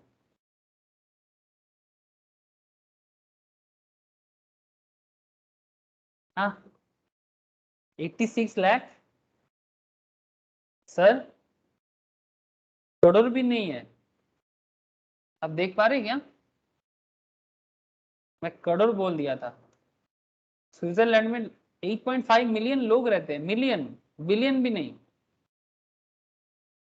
जस्ट इमेजिन, इतना एसेट क्या करेगा ये लोग, समझ पा रहे हैं आप? 1 करोड़ लोग भी नहीं रहते स्विट्जरलैंड में, छोड़ो इनके साथ क्या कंपेयर करूं। रशिया 6,43,200, ये रशिया का प्रॉब्लम है। रशिया इतना बड़ा देश है, ओनली 14 करोड़ पॉपुलेशन के साथ, दुनिया का सबसे बड़ा देश है, दुनिया का सबसे बड़ा देश, सिर्फ 14 करोड़ पॉपुलेशन के साथ। ये है इतना बड़ा जैम्बो साइज, साइज देख रहे हैं आप? इतना बड़ा कंट्री, हाँ, 14 करोड़ पॉपुलेशन के साथ, वो भी हर साल 10 करोड़ का 10 लाख करके पॉपुलेशन कम हो रहा है। बिजनेस का हालत खराब है, जियोग्राफिकली लैंडलॉक है, जियोपॉलिटिकल प्रॉब्लम में है रशिया। रशिया का प्रॉब्लम है लैंडलॉक है, लैंडलॉक, जियोपॉलिटिकल प्रॉब्लम। जियोग्राफिकली बहुत ही मुश्किल में है एक्सपोर्ट इंपोर्ट करने में। ठीक है, आई होप कि आपको समझ में आ रहा है। मैं बस आपको कुछ एग्जाम्पल के लिए बता रहा हूँ। सर इंडिया का हालत देखो, अच्छा कर रहा है, 130-35 करोड़ की आबादी वाला देश, 6,22,275 यूएस डॉलर, इतना मिलियन यूएस डॉलर इंडिया का फॉरेक्स रिजर्व है। कम हो गया है सर, 9,000 समथिंग में कम हो गया है रिसेंटली, वीकली और मंथली बेसिस में कम हुआ है। मतलब वही बात, एक्सपोर्ट करना या फिर परचेस करना, बाई करना, उस पर डिपेंड करता है आपका फॉरेक्स रिजर्व। जितना फॉरेक्स रिजर्व ज्यादा रहेगा ना, आप इंटरनेशनल मार्केट से उतना ज्यादा प्रोडक्ट परचेस कर सकते हो, उतना ज्यादा आप इंटरनेशनली अपना दबदबा बना सकते हो, है ना, इंटरनेशनल रिसोर्सेज बाई कर सकते हो। आई होप कि आपको समझ में आ रहा है।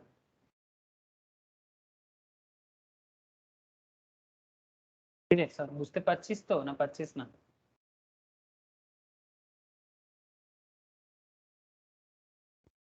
हाँ सर। दादा तो इतिहास हमें बहुत कुछ दिखाया सर।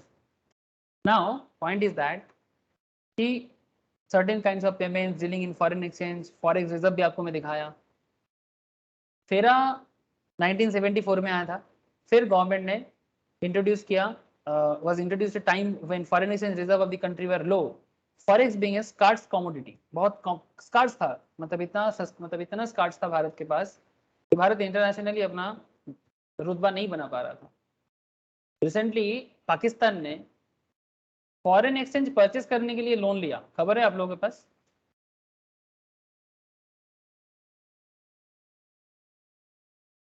पाकिस्तान टेकन लोन,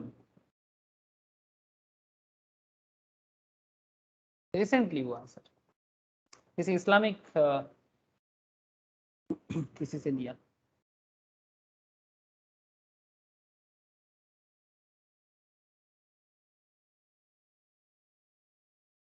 ये फिर से ये इमरान खान कश्मीर के पीछे ओआईसी में बात किया, जानते हो आप लोग, ऑर्गेनाइजेशन फॉर इस्लामिक कोऑपरेशन में फिर से झमेला किया, कश्मीर में ये हो रहा है वो हो रहा है। भाई इन अंदर का बात है, क्यों झमेला करते हो? ज्यादा करेगा ना वो वार शुरू होगा। इस बार भारत खुद करेगा। पाकिस्तान ने 70 एक्सटर्नल डेब्ट and liabilities during how much रेस पाकिस्तान, हाँ नहीं इतना नहीं, ठीक है मुझे बाद में मिलेगा तो मैं दिखाऊंगा आपको। रिसेंटली फॉरेन एक्सचेंज खत्म हो गया था पाकिस्तान के पास, उसको फिर से भरपाई करने के लिए लोन लिया है। Okay, so forex being a scarce commodity, FERA therefore proceeded on the presumption that all foreign exchange earned by Indian residents rightfully belong to government of India. पहले का रूल था, and to be collected and surrendered to the Reserve Bank of India. FERA primarily prohibited all transactions not permitted by RBI. ये FERA में था। Coca Cola उन दिनों भारत में soft drink में सबसे लीडिंग बिजनेस करता था 1977 के दौरान। When it left India after a new government ordered the commodity company to dilute its stake in Indian unit as required by the Foreign Exchange Regulation Act in 1990, तो वो चला गया, कोका कोला इंडिया छोड़ के चला गया था। फिर से 1993 में इंडिया वो फिर से आया बिकॉज इंडिया ने लिबरलाइजेशन पॉलिसी लगाया था। मतलब आप समझ रहे हो कि कोका कोला के पास इतना फॉरेन रिजर्व था, वो फॉरेन बिजनेस भी था, तो उसको डाइल्यूट करने के लिए बोला गया था कि भाई गवर्नमेंट को सरेंडर करो, तो कोका कोला बोला मुझे आना ही नहीं है। फिर 93 में जब फिर से लिबरलाइजेशन पॉलिसी लिया गया तब वो लोग फिर से आया। अब धीरे धीरे और पेप्सी को भी साथ में आया, पेप्सी को भी साथ में आया। स्विच फ्रॉम फेरा, switch from FERA. FERA did not succeed in restricting activities such as expansion in multinational corporations. Concession made in FERA in 91-93 showed that FERA was on the verge of becoming redundant. After amendment of FERA in 1993, it was decided that the act would become a FEMA. FERA को amend किया और उसको नाम दिया गया FEMA. This was done in order to relax the controls on foreign exchange in India. थोड़ा relaxation दिया गया. This led to invention of beliefs among stakeholders that FEMA and FERA coexist in present Indian scenario. FEMA FERA दोनों ही है, regulations भी है, but थोड़ा relaxation के साथ, ठीक है। FERA was repealed in 1998 by Atal Bihari Vajpayee and replaced by the Foreign Exchange Management Act, which liberalized foreign exchange controls and restriction on foreign investment. The buying and selling of foreign currency and other debt instrument by business, individuals and government happens in the foreign exchange market. Apart from being very competitive, this market is also the largest and most liquid market in the world. मैंने आपको दिखाया second largest market है after debt market, credit market मतलब bond market. As well as in India, it constantly undergoes changes and innovations which can either be beneficial to a country, अगर आप foreign exchange को manage कर पाओगे तो country को बहुत फायदा होगा, या फिर आप बहुत बड़ा greater risk में आ जाओगे अगर control नहीं कर पाओगे तो। The management of foreign exchange market becomes necessary in order to mitigate and avoid the risk. Central bank मतलब RBI would work towards an orderly functioning of the transactions which can also develop their foreign policy. And foreign exchange market. Foreign exchange market whether under FEMA or FERA, चाहे वो FEMA के under में हो या FERA के under में, the need for the management of foreign exchange is important. It is necessary to keep adequate amount of foreign exchange. बहुत जरूरी है, मैं आपको दिखा दिया ऑलरेडी कि जिसके पास जितना फॉरेन एक्सचेंज है वो लीड करेगा दुनिया में। अभी एक कंट्री के पास कितना पैसा है वो डिपेंड करता है आपके पास कितना गोल्ड है, लेकिन न्यू मॉडर्न इकोनॉमी क्या बताते हैं, गोल्ड तो चाहिए आपको एसेट के तौर पे, उसके साथ साथ आपको फॉरेन एक्सचेंज का भी रेगुलर डेवलपमेंट करना है। जिस कंट्री के पास फॉरेन एक्सचेंज जितना ज्यादा वो कंट्री उतना आगे रहेगा इकोनॉमिकल डेवलपमेंट में। अगर आप लोग रेगुलर बेसिस में फॉरेन एक्सचेंज का देखना चाहते हो तो आप रिजर्व बैंक ऑफ इंडिया के साइट में जाके चेक कर सकते हो, ठीक है, या फिर IIBF में भी चेक कर सकते हो। IIBF जानते हैं आप लोग,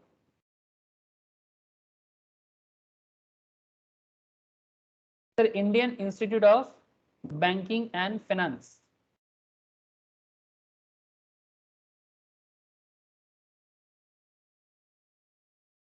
ये तो बैंक का एग्जाम मिलते हैं। एक सेकेंड सर, CS वालों के लिए एक अच्छा जगह है सर, मैं दिखा देता हूँ आपको।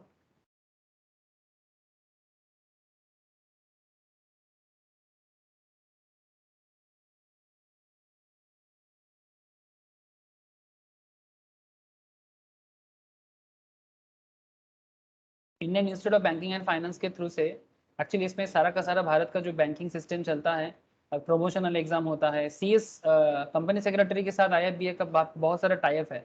अगर किसी को बैंक में जाना है ना जॉब के लिए, तो CS के साथ साथ आपको ऑटोमेटिक टाइप मिल जाएगा। आप लोग मुझे कभी बाद में पूछिएगा, मैं आपको दिखाऊंगा। और यहाँ पर आपको रेगुलर बेसिस में banking updation, forex reserve, gold reserve, इसका डिटेल्स मिलता है। साइड में लॉगिन सिस्टम कर दिया क्या?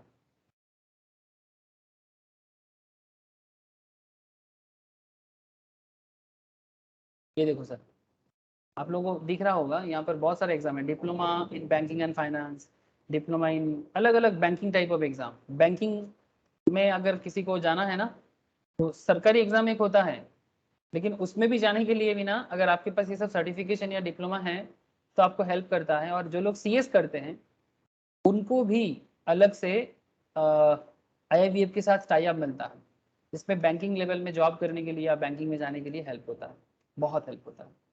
इसका साइट में एंट्री क्यों नहीं हो रहा है? तो ये वाला मिल गया। यहाँ पर अगर आप जाओगे ना, यहाँ पर जाके अगर आप मैनेजमेंट में जाते हो, फेसबुक आर्काइव में IIBF विजन में जाना, ठीक है। विजन में जाके आप यहाँ पर लेटेस्ट विजन 2021 दिसंबर 2021 दिखाई दे रहा है ना आप लोगों को, जो मैं दिख रहा हूँ? आप PDF व्यू कर सकते हो। ये विजन के अंदर भी आपको रेगुलर बेसिस में बैंकिंग सिस्टम में भारत का क्या अभी मतलब, ये देखो जो मैं आपको फॉरेन एक्सचेंज बता रहा ना, ये आपको रेगुलर फॉरेक्स अपडेट मिलेगा। दिखाई दे रहा है क्या?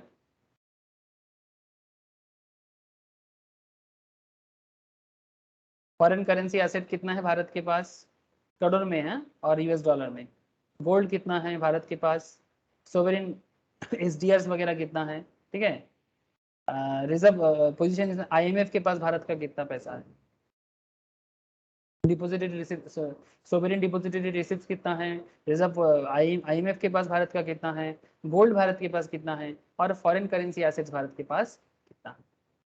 तो अभी देख पा रहे हो कि इसी के बेसिस में भारत का कितना भारत मनी मार्केट में छोड़ेगा, वो भी डिपेंड करता है। तो this kind of things is very important part of your education. Even आप लोग अगर IIBF का कोर्स करना चाहोगे, बहुत हेल्प हो जाएगा। CS के बच्चे को अलग से मेहनत करना ही नहीं है, बस एग्जाम में बैठने के लिए थोड़ा सा मैं आपको बता दूंगा। आप लोग मुझे बताइएगा अगर आपको इंटरेस्टेड लगेगा ना। ऐसे इंटरेस्टेड लगने का नहीं, आप कर सकते हो, ठीक है। कौन सा एग्जाम में CS के साथ टाई अप है? इवन CS कंप्लीट करने के बाद भी ऑटो टाई अप है, मतलब म्यूचुअल अंडरस्टैंडिंग भी है। और इंटरमीडिएट के साथ भी कुछ है। ये देखो सर, ये सब किस तरह से भारत के साथ दूसरे कंट्री का फाइनेंशियल ट्रांजैक्शंस का जो बेस रेट चलता है, ये सब यहाँ पर दिया हुआ है। तो ये भी एक अलग एरिया ऑफ डिस्कशन है, मतलब चाहो तो आप बैंकिंग लेवल में भी सोच सकते हो। तो मैंने थोड़ा आपको सोर्स बता दिया कि आप कहाँ से रेगुलर बेसिस में ये सब ट्रैक वगैरह कर सकते हो। ओके, करिए रे बाबा सर, करिए। मेन फीचर्स तो क्या हो गया फॉरेन एक्सचेंज मैनेजमेंट एक्ट का? Activities such as payments made to any person outside India. अगर आप इंडिया के बाहर किसी को कुछ पेमेंट करते हो, from them along with the deals in foreign exchange and foreign securities restricted. FEMA that gives the central government the power to impose the restriction. Free transactions on current account subject to reasonable। current account मतलब bank का नहीं रे बाबा, सरकारी government of India का current account, जहां पर government का regular हिसाब किताब होता है। Free transactions on current account subject to reasonable restriction that may be imposed without general or specific permission of FEMA. Management restricts the transactions involving foreign exchange of foreign security and payments from outside the country to India. The transaction should be made only through an authorized person. Deals in foreign exchange under the current account by an authorized person can be restricted by the central government based on public interest generally. Although selling or drawing of foreign exchange is done through authorized person, the RBI is empowered by this act to subject the capital account transaction to a number of restrictions. मतलब basically जिस तरह से foreign के साथ India का अलग अलग जो भी ट्रांजैक्शंस होगा, कोई पेमेंट करेगा, कोई पेमेंट रिसीव करेगा, कोई पेमेंट किसी को करेगा, सभी चीजों में एक प्रॉपर कंट्रोलिंग जो देखना है वो एफएमआ का काम है। Residents of India will be permitted to carry out transactions in foreign exchange. Yes, अभी आप लोगों को मैं दिखाया एनएसी मार्केट में जाके किस तरह से हम लोग अभी फॉरेक्स मार्केट में पैसा लगा सकते हैं, फॉरेन सिक्योरिटी पे। फ्यूचर मार्केट भी होता है, इसका भी फ्यूचर ऑप्शंस होते हैं। इसके लिए सिक्योरिटी का करेंसी डेरिवेटिव का पढ़ाई करना होगा, सीख जाओगे। To own or hold immovable property abroad if the currency, security or property was owned or acquired when he or she was living outside India or when it was inherited by him from someone living outside India। अगर आप बाहर से जाके भी India का foreign currency के साथ कुछ भी मतलब होल्ड करते हो तो भी आप फेमा एक्ट के अंदर आ जाते हो। ठीक है, तो what ever foreign transactions, foreign currency transactions will held, everything is comes under the control of FEMA. FEMA के अंदर कितना सारा रेगुलेशन है आप देख सकते हो। Foreign exchange management rule 2000, foreign exchange management regulation 2000, foreign exchange management regulations. अच्छा, इसमें है करंट अकाउंट ट्रांजैक्शंस, इसमें है परमिशिबल कैपिटल अकाउंट ट्रांजैक्शंस, इसमें है ट्रांसफर और issue of any foreign security, इसमें है foreign currency accounts by a person resident in India. Foreign सभी फॉरेन एक्सचेंज मैनेजमेंट है। ठीक है, कभी 2000 में आया, कुछ 2018 में भी आया, acquisition and transfer of immovable property in India. Foreign exchange management में रेगुलेशन 2000 में establishment in India of branch or office or other place of business। foreign exchange management में manner or receipts of payments regulation 2016। export and import of goods regulation 2015। realizations, repatriation and surrender of foreign exchange regulation 2000। ये सब rule FEMA act के through से। borrowing and lending foreign exchange का, cross border merger, transfer or issue of security by a person resident outside India। मतलब जो भी कुछ foreign exchange को लेके होगा वो सब चीज फेमा एक्ट अलग अलग रूल भी बना के रखा है। बाकी और क्या रिलेटेड कंट्रीब्यूशंस में फॉरेन कंट्रीब्यूशन, ये भी एक एक्ट है आप लोगों का, ये भी सिलेबस में दिया गया है आप लोगों को। फॉरेन कंट्रीब्यूशन, ये देखो फॉरेन कंट्रीब्यूशन एक्ट 2010 दिखाई दे रहा है। हेलो, रेगुलेशंस है।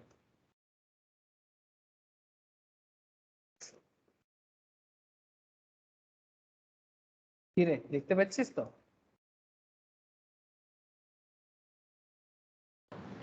है सर। FCRA 2010 क्या है ये? FCRA 2010 has been enacted by the Parliament to consolidate the law to regulate the acceptance and utilization of foreign contributions or foreign hospitality by certain individuals। अगर कोई फॉरेन कंट्रीब्यूशन लेता है या फिर फॉरेन हॉस्पिटलिटी लेता है, कोई इंडिविजुअल ले सकता है, कोई एसोसिएशन ले सकता है और कोई कंपनीज भी ले सकता है। and to prohibit acceptance and utilization of foreign contribution of foreign hospitality for any activities detrimental to national interest। समझ में आ रहा है सर? कोई फॉरेन कंट्री अगर किसी इंडिविजुअल पे, किसी एसोसिएशन पे, किसी कंपनी पे कोई कंट्रीब्यूशन कर रहा है और अगर वो नेशनल इंटरेस्ट के अगेंस्ट में जाता है, जो एक इंटरनल मैटर है, ठीक है, उस पे रोक टोक लगाने के लिए। जैसे आपको एक एग्जांपल के तौर पे बता रहा हूँ सर, कुछ दिन पहले एक कंट्रोवर्सी क्रिएट हुआ था। बॉलीवुड का एक फेमस स्टार आमिर खान साहब तुर्की गया था, पता है आप लोगों को? लेके बहुत बवाल मचा था।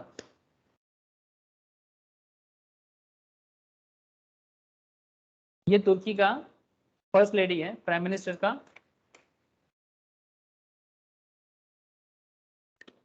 प्रेसिडेंट प्राइम मिनिस्टर दोनों ही हैं। जो प्राइम मिनिस्टर है वही प्रेसिडेंट है, उनकी मिसेस है। आप लोगों को दिखाई दे रहा है सर?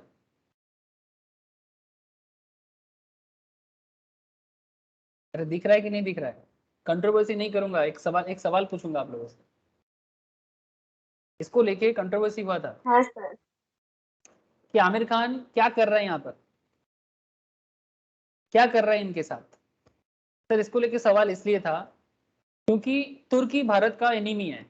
मतलब अभी पाकिस्तान चाइना को छोड़ के अगर भारत का कोई तीसरा एनिमी है वो है तुर्की, और वो बेसिकली सबसे बड़ा खतरनाक है, पाकिस्तान को मदद करता है भारत में टेरर फैलाने के लिए। ऐसे कंट्री के प्राइम मिनिस्टर के साथ, प्राइम मिनिस्टर के वाइफ के साथ आमिर खान क्या कर रहा है? कोई बोला कि लाल सिंह चड्ढा का शूटिंग करने गया है और शूटिंग के कारण इनको मिलने गया है, इसमें क्या प्रॉब्लम है? सर मिलने में कोई प्रॉब्लम नहीं, क्या प्रॉब्लम होगा? ऐसे स्टार है, बहुत बड़े रिप्रेजेंटेटिव है इंडिया का, सॉफ्ट रिप्रेजेंटेटिव में आते हैं, तो अगर वो किसी कंट्री में जाएगा तो उनके जो हेड है वो उनको बुलाते हैं, इनवाइट करते हैं, हॉस्पिटलिटी देते हैं। Problem is not that, no problem is with this things. But problem ये होता है, सवाल क्यों हो रहा है, क्वेश्चन मार्क क्यों आ रहा है कि भाई आमिर खान तुम क्या कर रहे हो तुर्की में? ठीक है शूटिंग करने गए, समझ गए, शूटिंग का जगह चेंज कर देते हैं, तुर्की में गया, ऊपर से आप उनका इन्विटेशन लिए, ऊपर से आप उनके साथ, उनके फर्स्ट लेडी प्राइम मिनिस्टर के साथ मीट कर रहे हो, वो भी फ्रेंडली मीटिंग कर रहे हो। आप क्या मैसेज देना चाहते हो? ये नेशनल इंटरेस्ट पे क्या मैसेज है? I am a big fan of Aamir Khan, सच में बोल रहा हूँ आपको, मैं आमिर खान का एक्टिंग का बहुत बड़ा फैन हूँ। मुझे बॉलीवुड में अगर किसी भी स्टार का मूवी अच्छा लगता है तो वो आमिर खान का ही लगता है। उनकी कलाकारी में बात नहीं कर रहा हूँ मैं, मेरा वो सवाल है, बहुत बड़ा सवाल है कि भाई आमिर खान आप क्या कर रहे हो यहाँ पर? आप इनके हॉस्पिटलिटी के साथ क्या कर रहे हो? क्या कनेक्शन है आपका तुर्की के साथ? आप बात समझ पा रहे sir? Where is the question? Question उठेगा, क्वेश्चन उठेगा, ठीक है। फॉरेन कंट्रीब्यूशन जब आप लेते हो, चाहे आप कोई इंडिविजुअल हो, चाहे आप कोई एसोसिएशन हो, ठीक है, ऐसे इंडिया में बहुत सारे एसोसिएशन चलता है जहां फॉरेन से फंड आता है, फॉरेन से फंड आता है, आप समझ लो। ऑब्वियसली कोई इंडियन रिलीजियस मूवमेंट के लिए नहीं होगा, कोई दूसरा रिलीजियस मूवमेंट के लिए है, और वो भारत में भगदड़ मचाने के लिए है। कुछ ऐसे ऐसे ऑर्गेनाइजेशंस हैं जो भारत में मुश्किल पैदा करते हैं और इनको फंडिंग किया जाता है फॉरेन कंट्रीब्यूशन के थ्रू से। अब कंट्रीब्यूशन लेने में प्रॉब्लम नहीं है अगर वो किसी भी देश के अच्छाई के लिए हो, लेकिन अगर वो देश के बुराई के लिए है तो, और एक्चुअल में ये बुराई के लिए होता है, तभी तो लॉ बनाया जाता है। आप लोगों को ये सब चीज समझना होगा सर। सिर्फ सब मिलजुल के रहेंगे बोलने से आप मिलजुल के नहीं रह सकते, जानते हो ना, क्योंकि पीछे लगने के लिए है दुनिया में बहुत सारे लोग जो आपको पीछे लगने नहीं देंगे। हमारे कश्मीर के यूथ को भटकाया जाता है, तभी तो कश्मीर में इतना प्रॉब्लम है। अगर कश्मीरी यूथ ना भटकता तो कश्मीर में ये प्रॉब्लम कभी ना होता। तुर्की, पाकिस्तान मिलके, चाइना मिलके कश्मीर के अंदर भारत को हमेशा एक अनस्टेबल बनाना चाहता है। भारत के केरल में सिमिलर प्रॉब्लम क्रिएट किया गया है।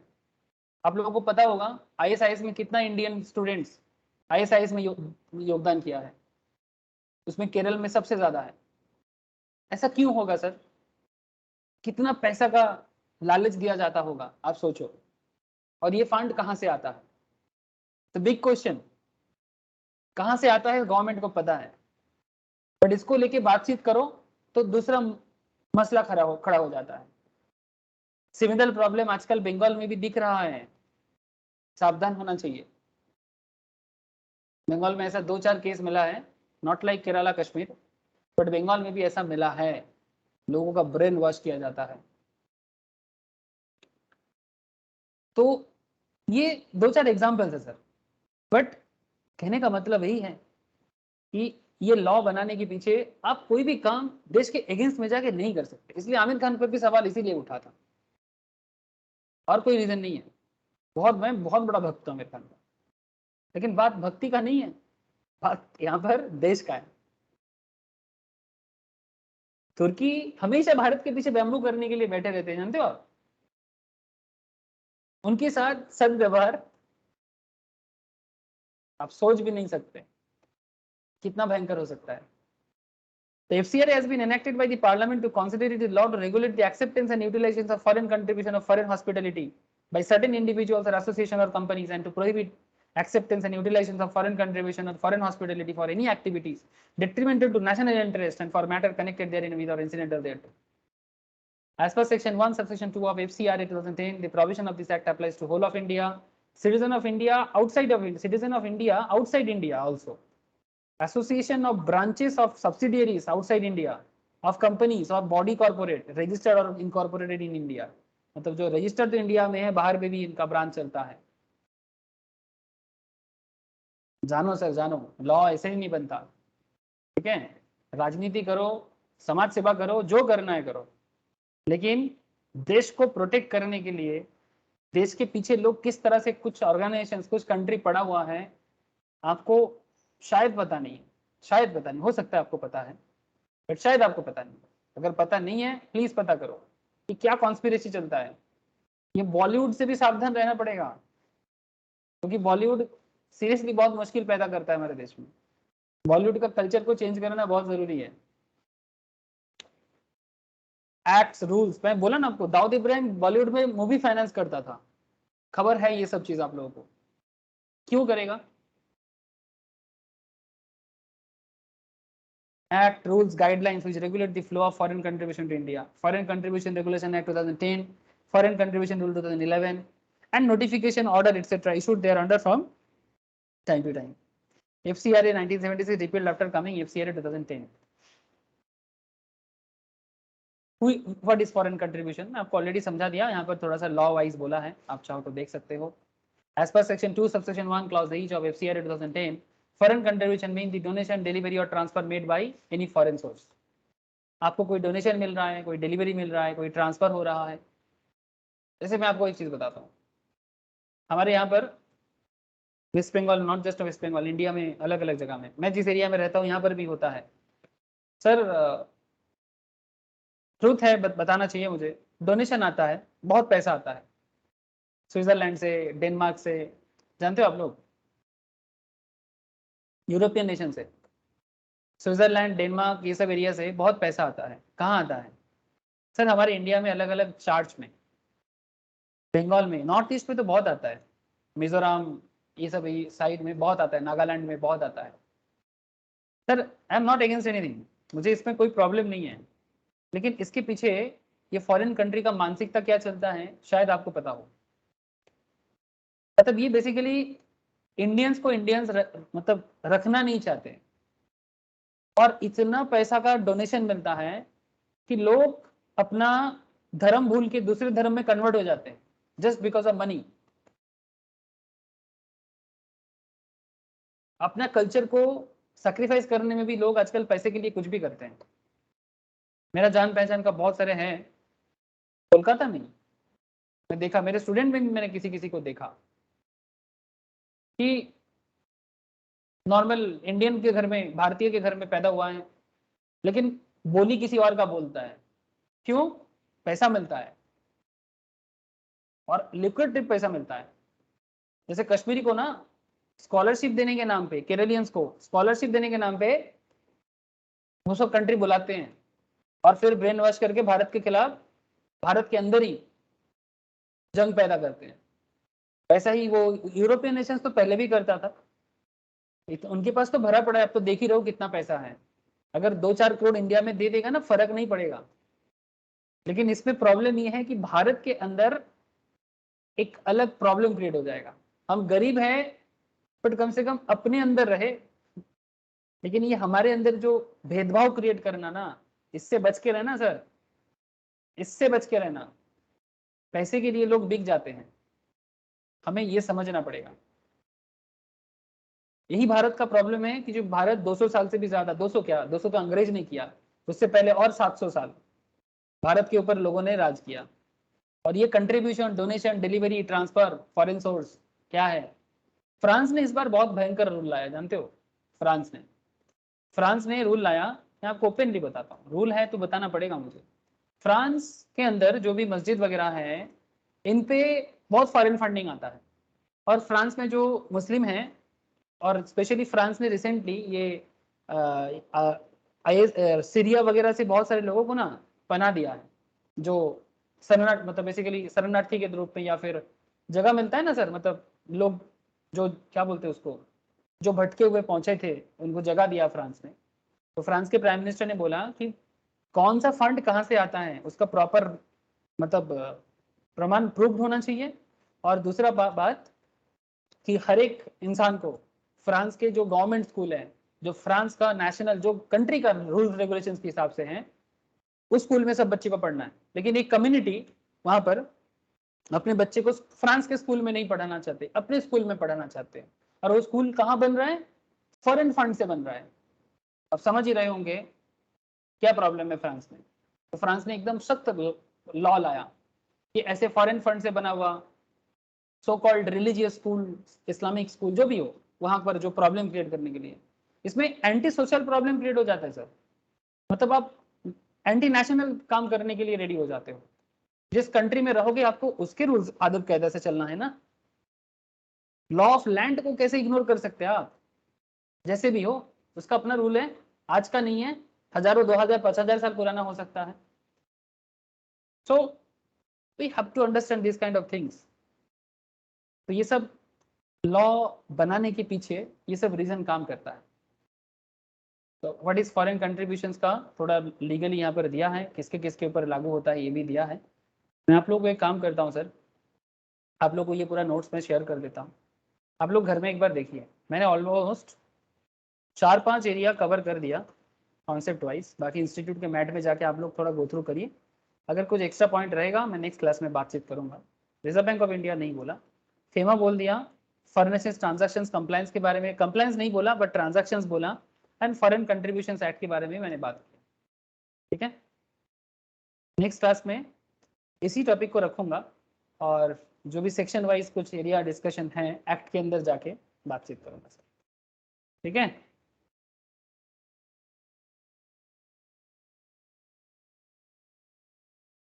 बोलो सर, মাথায় ঢুকলো নাকি বেরিয়ে গেল?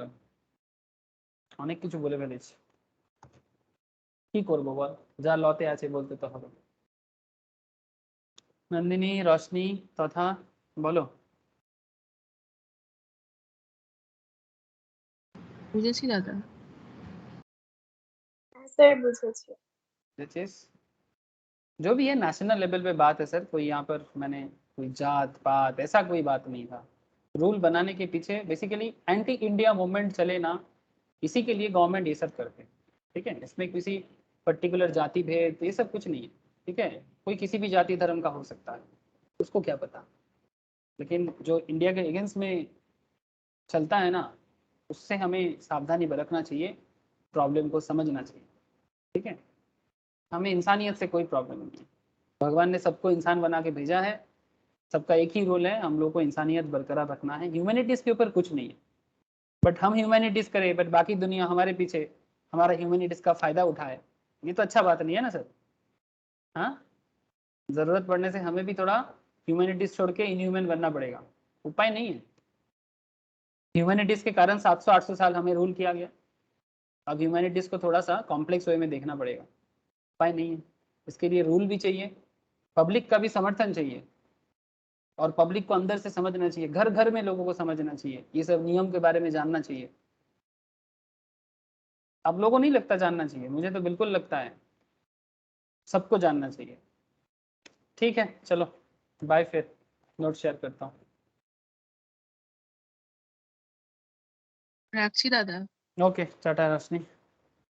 By sir. Bye Nandini. Sir बोलो सर। বলছি স্যার এই পাওনি ওয়ার্ড